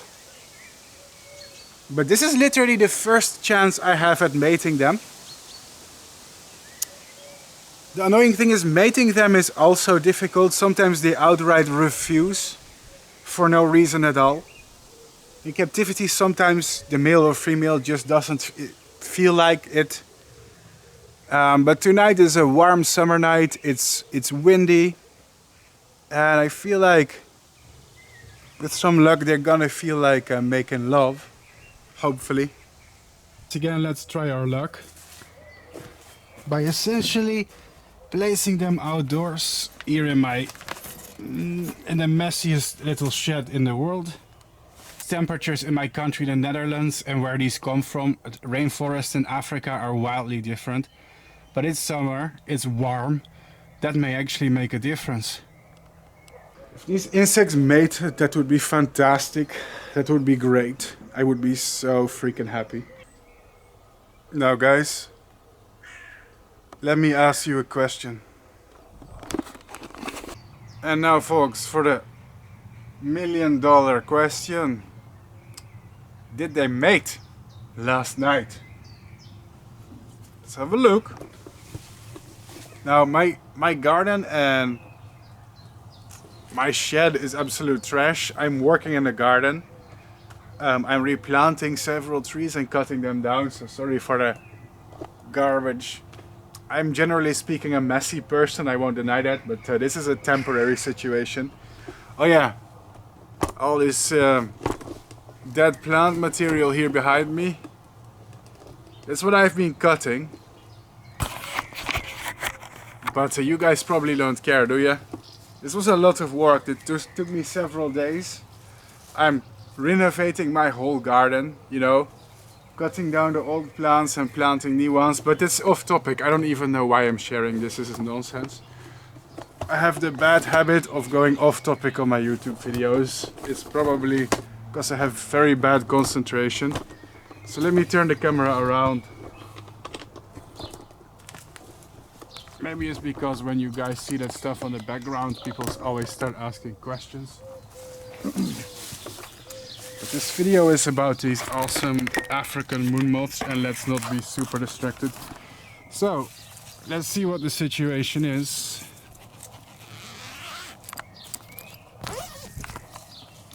Well, there is bad news, because this female moon moth right here, I don't think she has much time left on planet Earth, so to speak. She barely has energy. She does have the energy to flip herself around, but she is just laying on the floor. And this moth is just basically about to die. See? It doesn't even have the strength to turn itself around anymore. After a bit of touching, this moth is dying, guys. This is normal. Silk moths, emperor moths, anything from the Saturniid moth family are insects that only live for a few days. This is normal, sadly. I think she has a few more days to live, but she's definitely running out of energy. So there's something else here going on. And something is really suspicious because the male and female are sitting close to each other. Do you see that? They're kind of like sitting really close, facing each other. But the problem is, this could be a coincidence. But usually if you see them like this the next day, I didn't check on them at night. Damn, I should have. But I didn't want to disturb them. Usually when they sit like this, they did have mated. Wow, that was bad English. They did have mated. So they are facing each other kind of like this. It means they could have done the deed, in theory. However, the main problem here is that you can never be sure. There is plausible deniability. Sometimes moths just end up sitting like this, randomly, by random chance. When moths mate, their abdomens connect, and the tips of their abdomens will be connected for a few days. Sorry, not for a few days, for a few hours. And usually the next day in the morning or afternoon they let go, they decouple. But they still stay close, in close proximity after that. So this means they could have mated, but I'm not sure because I didn't catch them doing it, you know. I didn't really catch them doing it in the moment itself. So yes, there is a chance that these two moths have mated. The weird looking male here and this female. If that is so, she's going to lay many eggs, and if I collect the eggs, the caterpillars are going to hatch from the eggs in about, I think, 2 weeks. Most Saturniid species, the eggs take about 2 weeks. Of course, not all of them, but most of them. There's always exceptions. Anyway, let's put them back. I don't want to risk them flying away. They are so gorgeous though, just, oh my gosh. This is a strange looking male. His wings are not completely the shape they should be, but who cares? They're a cute couple together. No one is perfect, hey? In my opinion, they have probably mated. Probably. But in my opinion, I can never be sure, and that is what is frustrating to me. I wish I was sure that they mated. So now I have like 50% confidence. That's kind of annoying. I want 100% confidence. Well, just gonna collect those eggs, really. We'll see what happens. Maybe we'll have a surprise and suddenly in a few weeks there's a lot of caterpillars and then we complete the cycle. I don't know. And of course later I had more moths come out. In my opinion, the trick to mating them is warmth. That's my personal opinion. I could be wrong. Every breeder has a different breeding method, but once again it's always summer when I have the biggest success with these insects. I try to raise the larvae in summer, but I also try to mate the moths in summer if I can. You know, it's those warm temps that they really love it. Yeah. Oh my gosh, guys, what do I see here in my moth breeding chamber? In my insect room. Let me show you what I'm seeing. Well, that's one new moth. And here in the back there's two other new moths. So that makes three. I also have another big rarity here in the corner, but this is for another video. It's Argema mimosae. Very rare species of Argema. Anyway, it will be for a different video in the future, yeah. Saturniid lovers, be jealous of me, man. Be envious, because I'm rearing all the good and all the rare stuff. Yeah, that's right. So I'm gonna take these off for a moment, just to see how, if they are healthy and if I could use them for breeding. That would be great. Let me take them. Guys, I could not believe my luck today, because not one, not two, but three! Three of my moths just came out today. So we have 3 African moon moths, but let me guess, guys. Just have a little guess. What gender do you think they are? Well, I'm a little bit happy, but also a little bit sad, because these are 3 females. 3 females, guys. So even though it's wonderful to have all of them come out at the same time, it's useless for breeding. And this is just so typical for this species. For some reason, getting a male and female out at the same time, it just feels cursed. It is just difficult. Either the males and females come out ages apart, or when you do have several of them, they just all happen to be the same freaking sex, the same gender. And that's so annoying. Obviously we're gonna need males and females for breeding.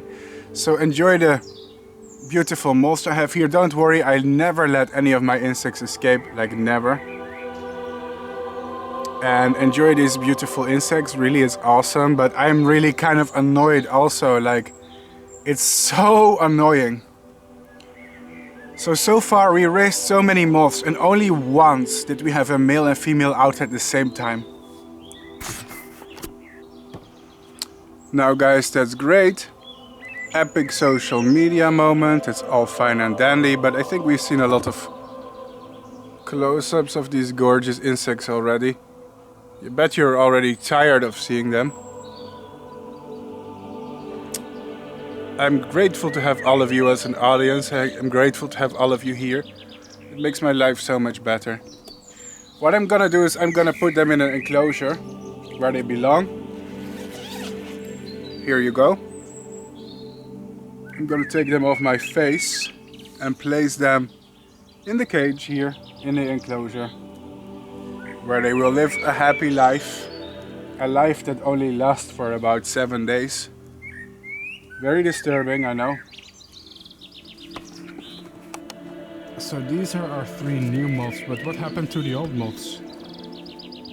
Well, I can tell you they're pretty much dead, it seems. Rest in peace, buddies. They are dead.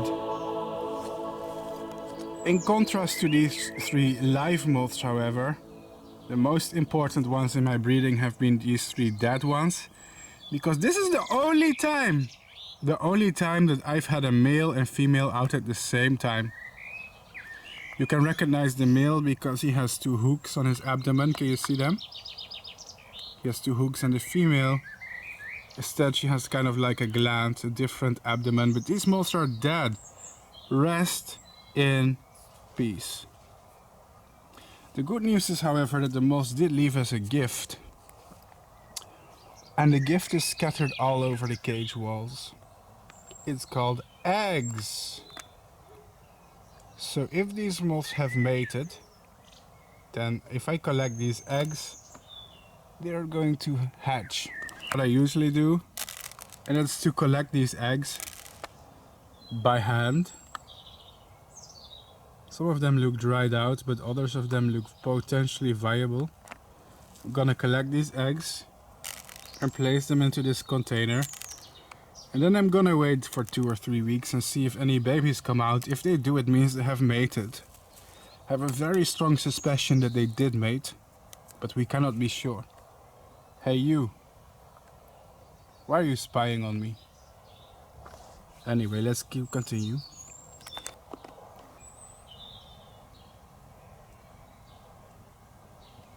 That's it, guys. Our only hope is for these eggs to be fertile. If they are not, that's the end of the breeding project. And that's about it. Yeah? I think we only have a few more cocoons left. So from this point we actually can't really have that much moths anymore. So the project is ending. And we're gonna see if it has ended with more babies or not. Of course I would really love if it ended with more babies, but you never know. This is not an easy species to pair. Pairing the male and female of this species is just... oh, it's a headache. I really hope it happened. The way that male and female were sitting together, it really looks like the way they usually sit after they mated, you know, the last night. You remember that clip, right? Yeah, you do. Yeah, you do. So yeah. We check later.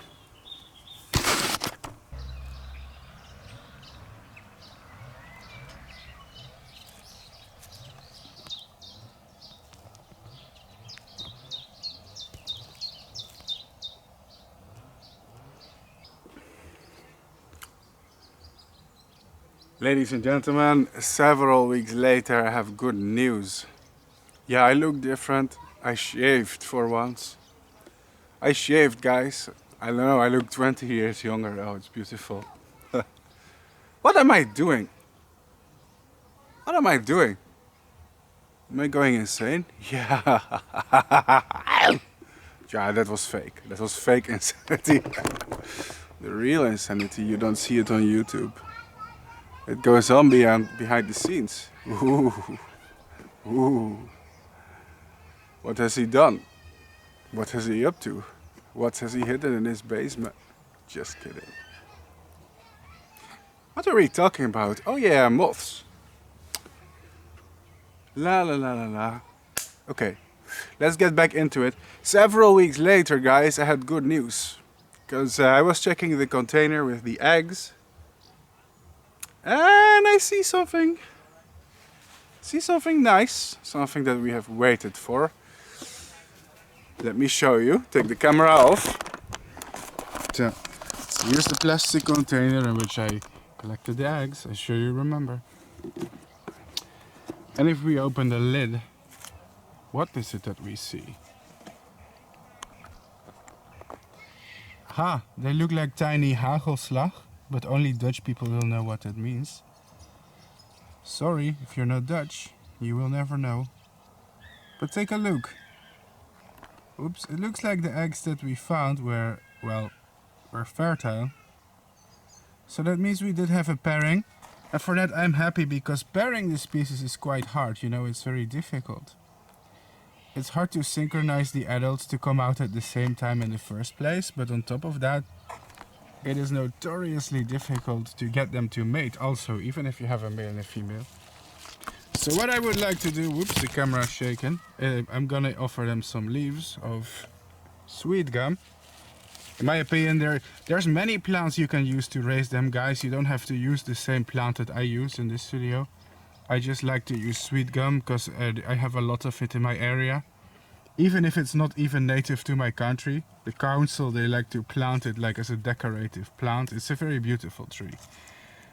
But you can also use sumac or rus if you want, or smoke tree, smoke bush, cotinus. Let's push some of the caterpillars back inside so they will find the leaf.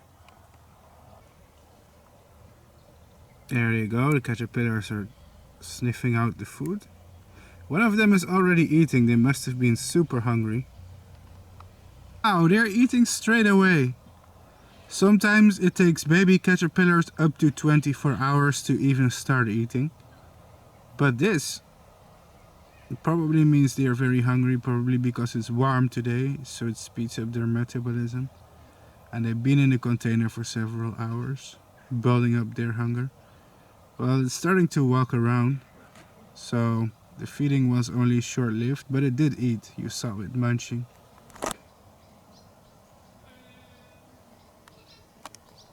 Can you believe these small things will be giant moon moths from Africa? That's crazy, yo. I'm glad that we ended the life cycle with more babies. Not many people can buy eggs of this moth and end up with more babies. It's very hard to do the whole life cycle. And you also have to be very lucky. And I guess that today we've been very lucky. Life cycle completed. I'm happy because this is a more difficult species of moon moth to breed. Moths from the genus Argema tend to be more difficult to control in captivity than moths from the genus Actias or Gaelsia. I would say Argema is a difficult genus. Even though in captivity there's only 2 species usually available, in reality there's more of them in the wild, but they are, as far as I know, not really offered, and some of them are very rare. But yeah, this is the whole life cycle. We started with eggs, we raised the caterpillars to cocoons, they became moths, and they mated, and we have babies once again. We have the full life cycle. Wow, that's pretty cool. That makes me happy. Smile! It also means the end of the breeding part of this video. But MothCycles is a special web series for me. In MothCycles I really want to teach you everything about the insects that we are raising, so you get the whole life cycle, how to raise them, plus their biology and ecology. And at the end of the show we always have a bit of a presentation where I talk about the biology of the species. It's educational. What's the point of breeding insects if you don't bother to learn about them? That's the whole point, right? Otherwise they are just a pretty thing to look at. No, we want to learn about nature. So, let's start the presentation. Today we are going to talk about the African moon moth, also known as Argema mimosae. This beautiful and amazing insect is found in the tropical regions of Africa. And I am going to try and tell you something about its biology and ecology so that we may learn from it. A fascinating and rather beautiful species. Fans of my YouTube channel have asked me to do an episode of this web series on this particular species for many years. Sorry if it took me a lot of time to prepare. My hobby and the type of content that I make is very time consuming. If I work hard, I can make maybe 5 to 10 episodes of this series per year. Raising these creatures takes months or up to a year in some cases, and on top of that I need to edit and write out these little presentations and film and edit all of it into one coherent video. Let's get started. Now, this species seems to have a large distribution. Please keep in mind that this map that I've made is very primitive. I just colored in the countries where they have been recorded, which means their distribution obeys country borders in this case. Something that in real life will not be the case. Animals, of course, don't obey country borders.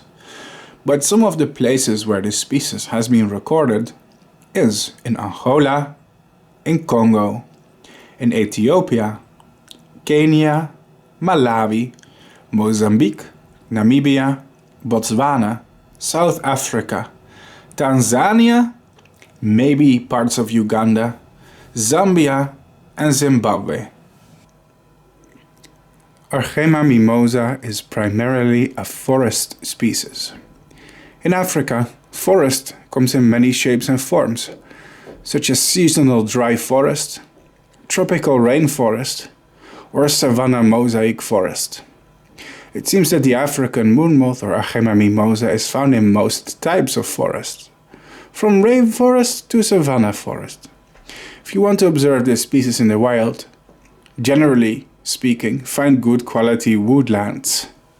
Argema mimosae can be a very seasonal species. Their cocoons have the ability to stay dormant for a long time until the conditions are just right. In captivity, this can be a bit of a headache for moth breeders. Although the species can occur in tropical rainforest, it also seems that they've been recorded in more dry seasonal forests. The dry season and the monsoon or wet season make a huge difference in the environments in Africa. During the dry season, the landscape is more barren and hostile, and the plants have less nutrition to offer the caterpillars. In the wild, the moths mostly fly during the wet, rainy seasons. It is not well known what kind of environmental cues stimulate the development, but possibly humidity and barometric pressure and maybe temperatures play a role and wake the cocoons up from their dormancy.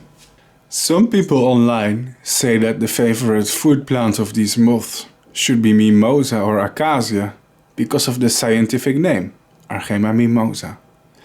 But in reality, it doesn't seem to be much of the case. In fact, their favorite food plants by far are from the family of Anacardiaceae, commonly known as the sumac or the cashew family. I have made a small list of their most important houseplants in the wild, in nature. And for this moth species, it seems that one of the most important houseplants is the marula tree, Sclerocaria birea. Interestingly, this tree is also of great value to humans, since it grows golden fruits that are edible and high in vitamin C. Even more interestingly, they are often used to brew alcoholic beverages. Who would have known?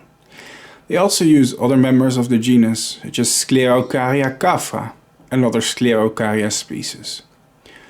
Apart from that, they have also been recorded on Commiphora mollis, Spirostachys africana, Exocaria africana, Lanea schweinfurti, Ozoroa obavata, and several other plants of the family Anacardiaceae, Burseraceae or Euphorbiaceae families.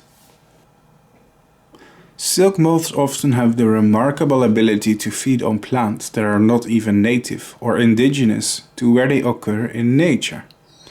And in captivity, the African moon moth, Argema mimosae, is no exception, for it has been reared on a variety of plants that are native to Europe, Asia and America.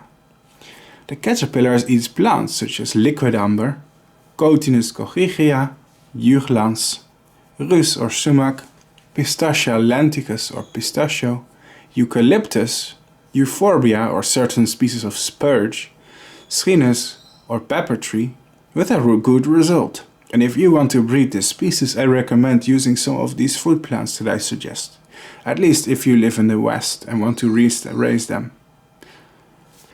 Having moths as pets can in fact be eco-friendly.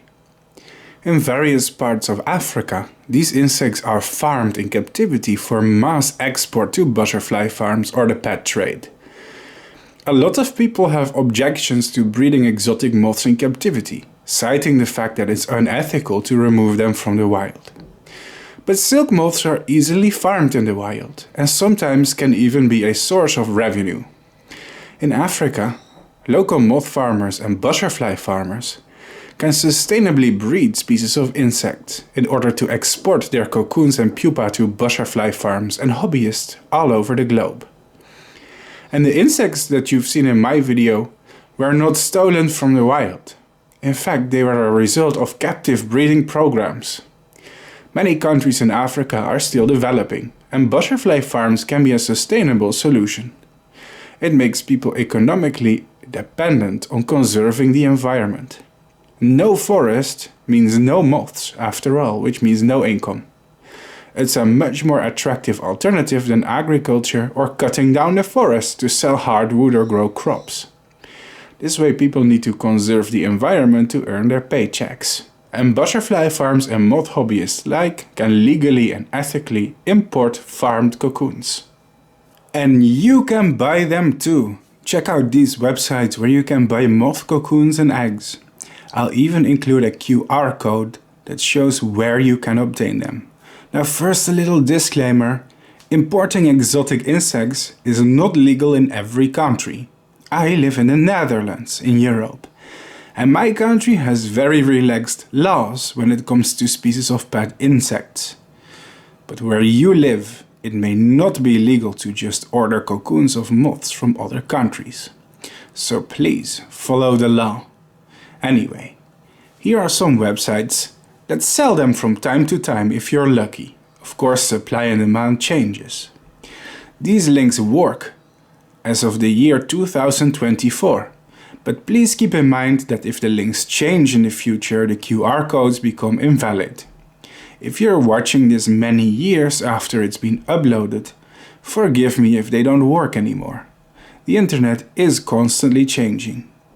Also keep in mind that this is not a great species for beginners. It's recommended you have a little bit of basic experience before you try to breed this species. They are not the easiest. In terms of conservation, the species seems widespread, which may be good news. But it's hard to tell. A lot of silk moth species from Africa are somewhat data deficient, meaning that there isn't a lot of meaningful data to draw their conservation status from. So what I'm about to say is speculation and not so much scientific. But I'll tell you one thing right now. While as a forest species, or species that at least needs sufficient woodland vegetation, it may be vulnerable to deforestation. It has been recorded in a wide range of countries consistently. This indicates that in the wild, the populations are distributed over a large surface area. Some sources report them to be common on marula or sclerocaria trees, in areas where the trees are farmed for their fruits.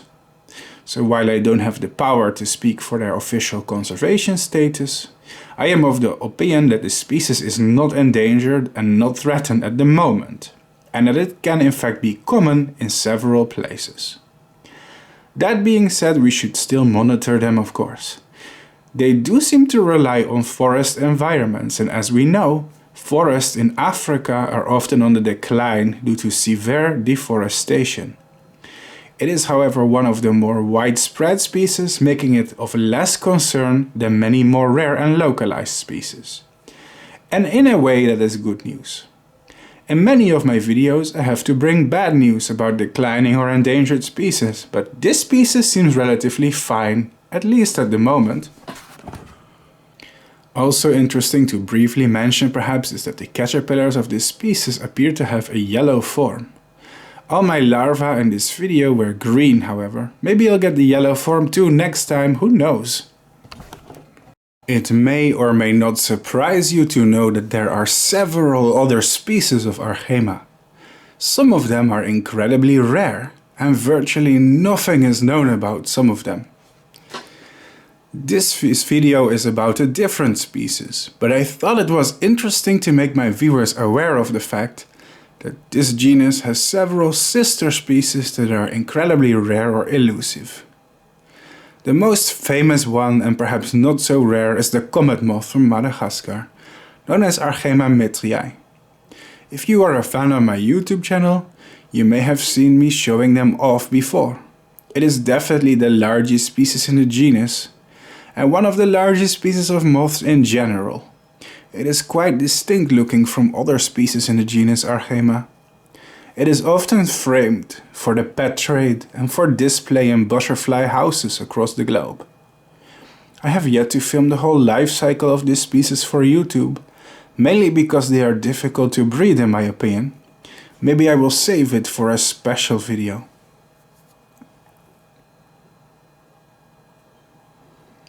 But there are a few more species, and this is where it gets spicy. The next one is Argema basanti, and it's one of the rarest silk moths in Africa.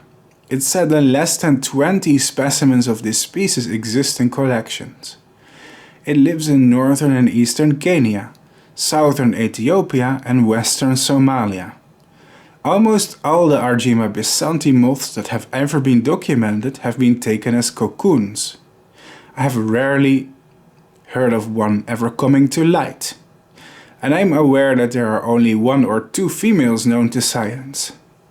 It's possible that no one knows where the main population is. They could be relatively common somewhere. They have to maintain a breeding population after all. Either way, a very rare, mysterious and relatively unknown species. It doesn't help that most of its habitats are the bad parts of Kenya and Somalia, places that are considered bandit country and may not be safe to visit for entomologists. And then we have Argema forniri from Cameroon and Nigeria. To be honest, it looks very similar to Argema mimosae, but there are some differences. The forewing ocellus is not attached to the costa by a brown scale link, and the green is paler in forniri as compared to the more vivid mimosa, where the ocellus is attached to the costa. Argema forniri is also smaller than Argema mimosae. It flies in dry, woody habitats. And then we have arguably the most rare species, Argema kunai. It is found in Congo, Nigeria, Zambia and parts of Cameroon, generally in West Africa. This species is even more rare than all the other ones. Only a handful have ever been collected. Oddly enough, it is very widespread, despite its extreme rarity. In this species, the outer margin of the forewing is very straight, not falcate, and the ground color is chrome yellow with some greenish tints in the basal area. Wing markings are heavy and more contrasting. Other than that, not much is known about this species at all. There's much to learn about moths, isn't there? That's why this channel exists. I'm not just a YouTuber that's here for the views and followers. I'm very devoted to the study of moths. But why? Isn't it strange to place exotic insects in plastic enclosures for entertainment? Not at all. Let me tell you why it's valuable.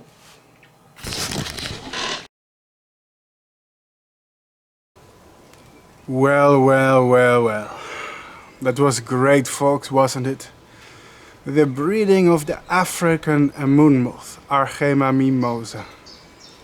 I bet you're curious how the caterpillars of the second generation are doing. And let me show you what's going on with them. For the record, I don't think that Argema mimosae is super difficult. I think if you have a lot of basic experience, you can probably raise it if you are very careful and you know what you are doing. But at the same time, their pairings are very random. Sometimes they don't want to mate in captivity at all, so the fact that we got a mating is a miracle. Getting a male and female out at the same time can be very hard. They are not very synchronized, as you could see in this video. Sometimes the moths, they emerged randomly, sometimes months and months apart. Despite my best efforts to simulate seasons in captivity and give them a cold, dry season and a warmer, humid, rainy season, despite all my effort, the moths still usually came out very far apart. And that's what's really difficult about this species, controlling when the moths come out of their cocoons. In some cases they can be in their cocoons for literal years, and this can be very frustrating to breeders. So a lot of it is random chance. It's not always skill, it's not always talent. You know, in the words of Eminem, 50% luck, 50% skill. And I have no percentages left for the power of will, because 50-50 is 100. My rapping career just took a hit. Thankfully I wasn't planning to be a rapper. But look at that. Second generation of caterpillars. Some of them are turning green already. So that's this is I think already I forgot if this is the second or third instar. Maybe the second one. But it is a sign that they are doing well. And so the life cycle continues, and I will make another generation of these awesome moon moths. And breeding them, for some reason this time it was easy. In the past I found this a difficult species, but this time it went really smoothly, really easy. We had perfect results. No complications, none of them died, all of them survived and became healthy. So that's amazing. This is the perfect breeding. And I recommend this species for everybody who has basic experience with Saturniids. Anyone who can legally obtain this species in captivity. What you need is high temperatures. Make sure the temperatures are hot and high. They prefer to be warm and humid, but also with airflow. They don't like still air. They need ventilation with humidity and warmth. So make sure to breed them in summer. If you're gonna breed these animals in winter, you better turn the heating high, because if your house is unheated and it gets chilly, then the caterpillars will suffer. I'm under the impression this species is a thermophile. That means it's a warmth-loving species. Now, I was lucky because the Netherlands had a very big heat wave when I was raising them. Well, that wasn't luck actually, that was skill, because I ordered the eggs because I knew it was going to be a hot summer. The climate scientists predicted that this year the Netherlands would have an unusually hot summer. I was like, yes, this summer is gonna be really warm, so I'm gonna order eggs of species that like the warmth, so I can use the natural environment to my advantage. So that's great, isn't it? So this is how you do it, the African moon moth. I hope you guys enjoyed it. I worked really hard on this video. I'm also a little bit sad because I work hard on these videos. And sometimes I feel very demotivated. Sometimes I wonder if I should go on, if there's any point to being a YouTuber. I really believe in my mission. I really believe in insects and the environment. I really believe in educating people about insects and the documentation things I do. But there's things going on in my life, and especially how badly I've been treated on YouTube, that make me want to quit sometimes. Now don't worry, I'm not going to quit. I've decided I'm gonna keep doing this and I'm very committed to it. Sometimes it's just a bit depressing. But I'm also here with some announcements and stuff that's going to happen. First of all, I would really like to thank everybody for watching this brand new episode of MothCycles. These episodes are not easy to make, never have been, never will be. It's a lot of filming and a lot of time investment. And because of that, I do have to reference the future of my YouTube channel. This YouTube channel is a work of passion for me, an expression of love for nature and the environment and insects. But its future is never certain, never has been, never will be. Let me explain to you why that is. That's right, the YouTube gods don't support my channel. This YouTube channel is completely demonetized. Which is crazy, because I made over 1700 insect videos. That's over 1,500 videos about butterflies and moths, because I am just that passionate. But in return, YouTube is not giving me anything. I'm not being sponsored by anyone. No. The only reason why I'm still here making videos is because of my generous community. As of this very day, YouTube still refuses to tell me why this channel was demonetized. If I send them a question about why did you demonetize my channel, I only get a very generic reply to it, which seems almost automated.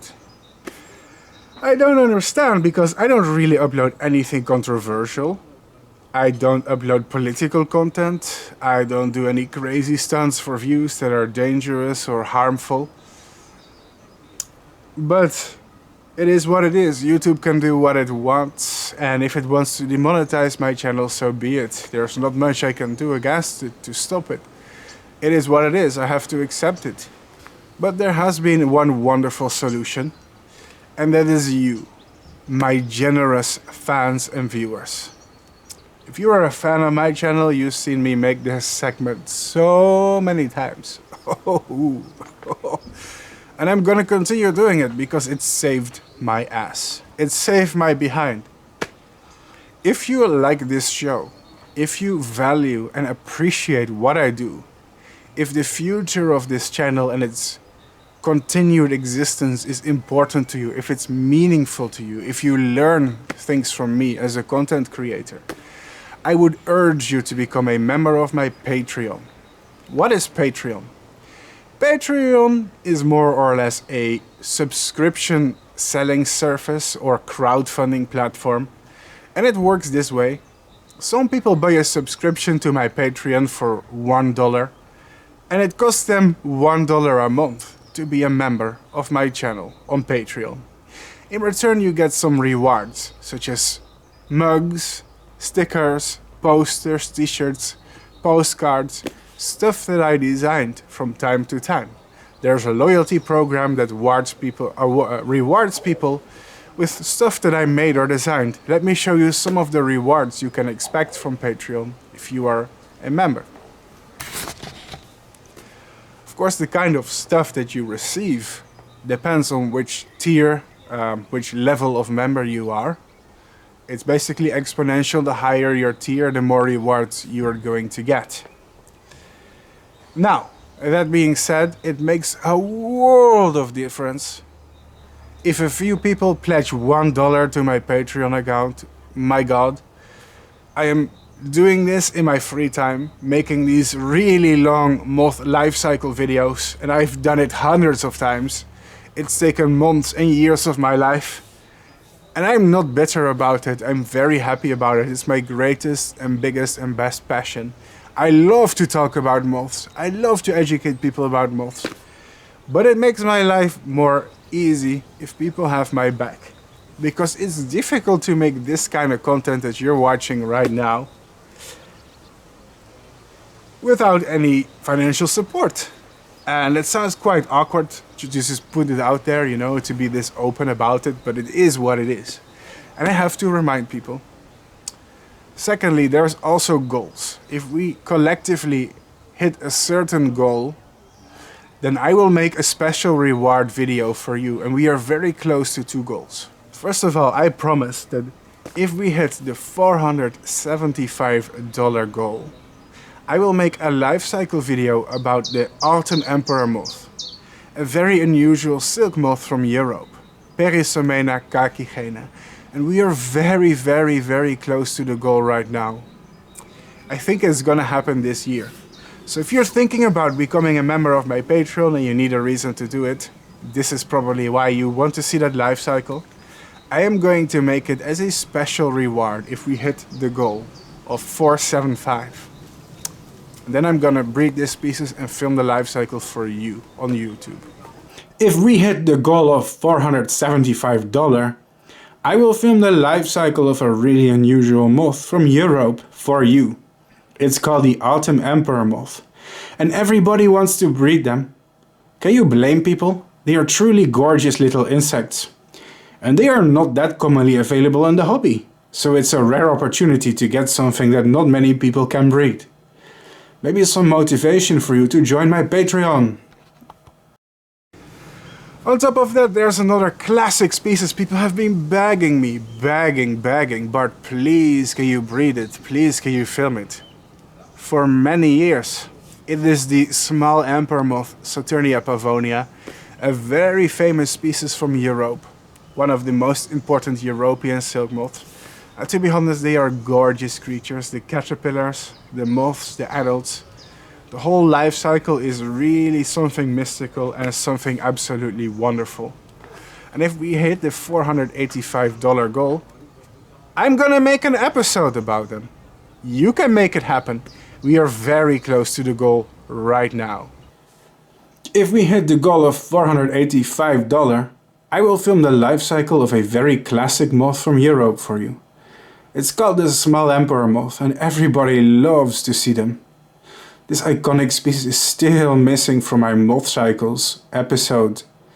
We can make it happen with a little bit of your help. Maybe some motivation for you to join my Patreon. So if we hit the $485 goal, it's gonna happen. I'm going to breed them and film the life cycle and release the video for you. Another reason for you to join my Patreon. There's also a third goal I'd like to introduce. If we hit $515, I'm going to film and vlog the life cycle of an awesome African species of silk moth. If we hit the $520 goal, Then I will show you the life cycle of a very special species of moth from tropical Africa. Its name is Nudarelia dione, and it is one wonderful, breedable and submissive species. I know that all my moth fans and viewers would love to see this life cycle happen. If you'd like to see it happen, then please do join my Patreon. It helps a truckload and it means the world to me. It's literally the budget I use to make my videos. I'm very dependent on Patreon. It's called Nudarelia dione, and it's an awesome species. They are golden yellowish with soft pink pastel colors. It's absolutely gorgeous. It's absolutely wonderful. And I've always wanted to make a breeding tutorial of this really special species of silk moth from tropical Africa and talk about it and show you its life cycle. It's going to happen this year maybe, but only if we hit the goal. $515 is what we need. So consider becoming a member of my Patreon. You'll be helping me as an amateur entomologist, independent content creator, and somebody who does something quite unique that you don't really see on YouTube.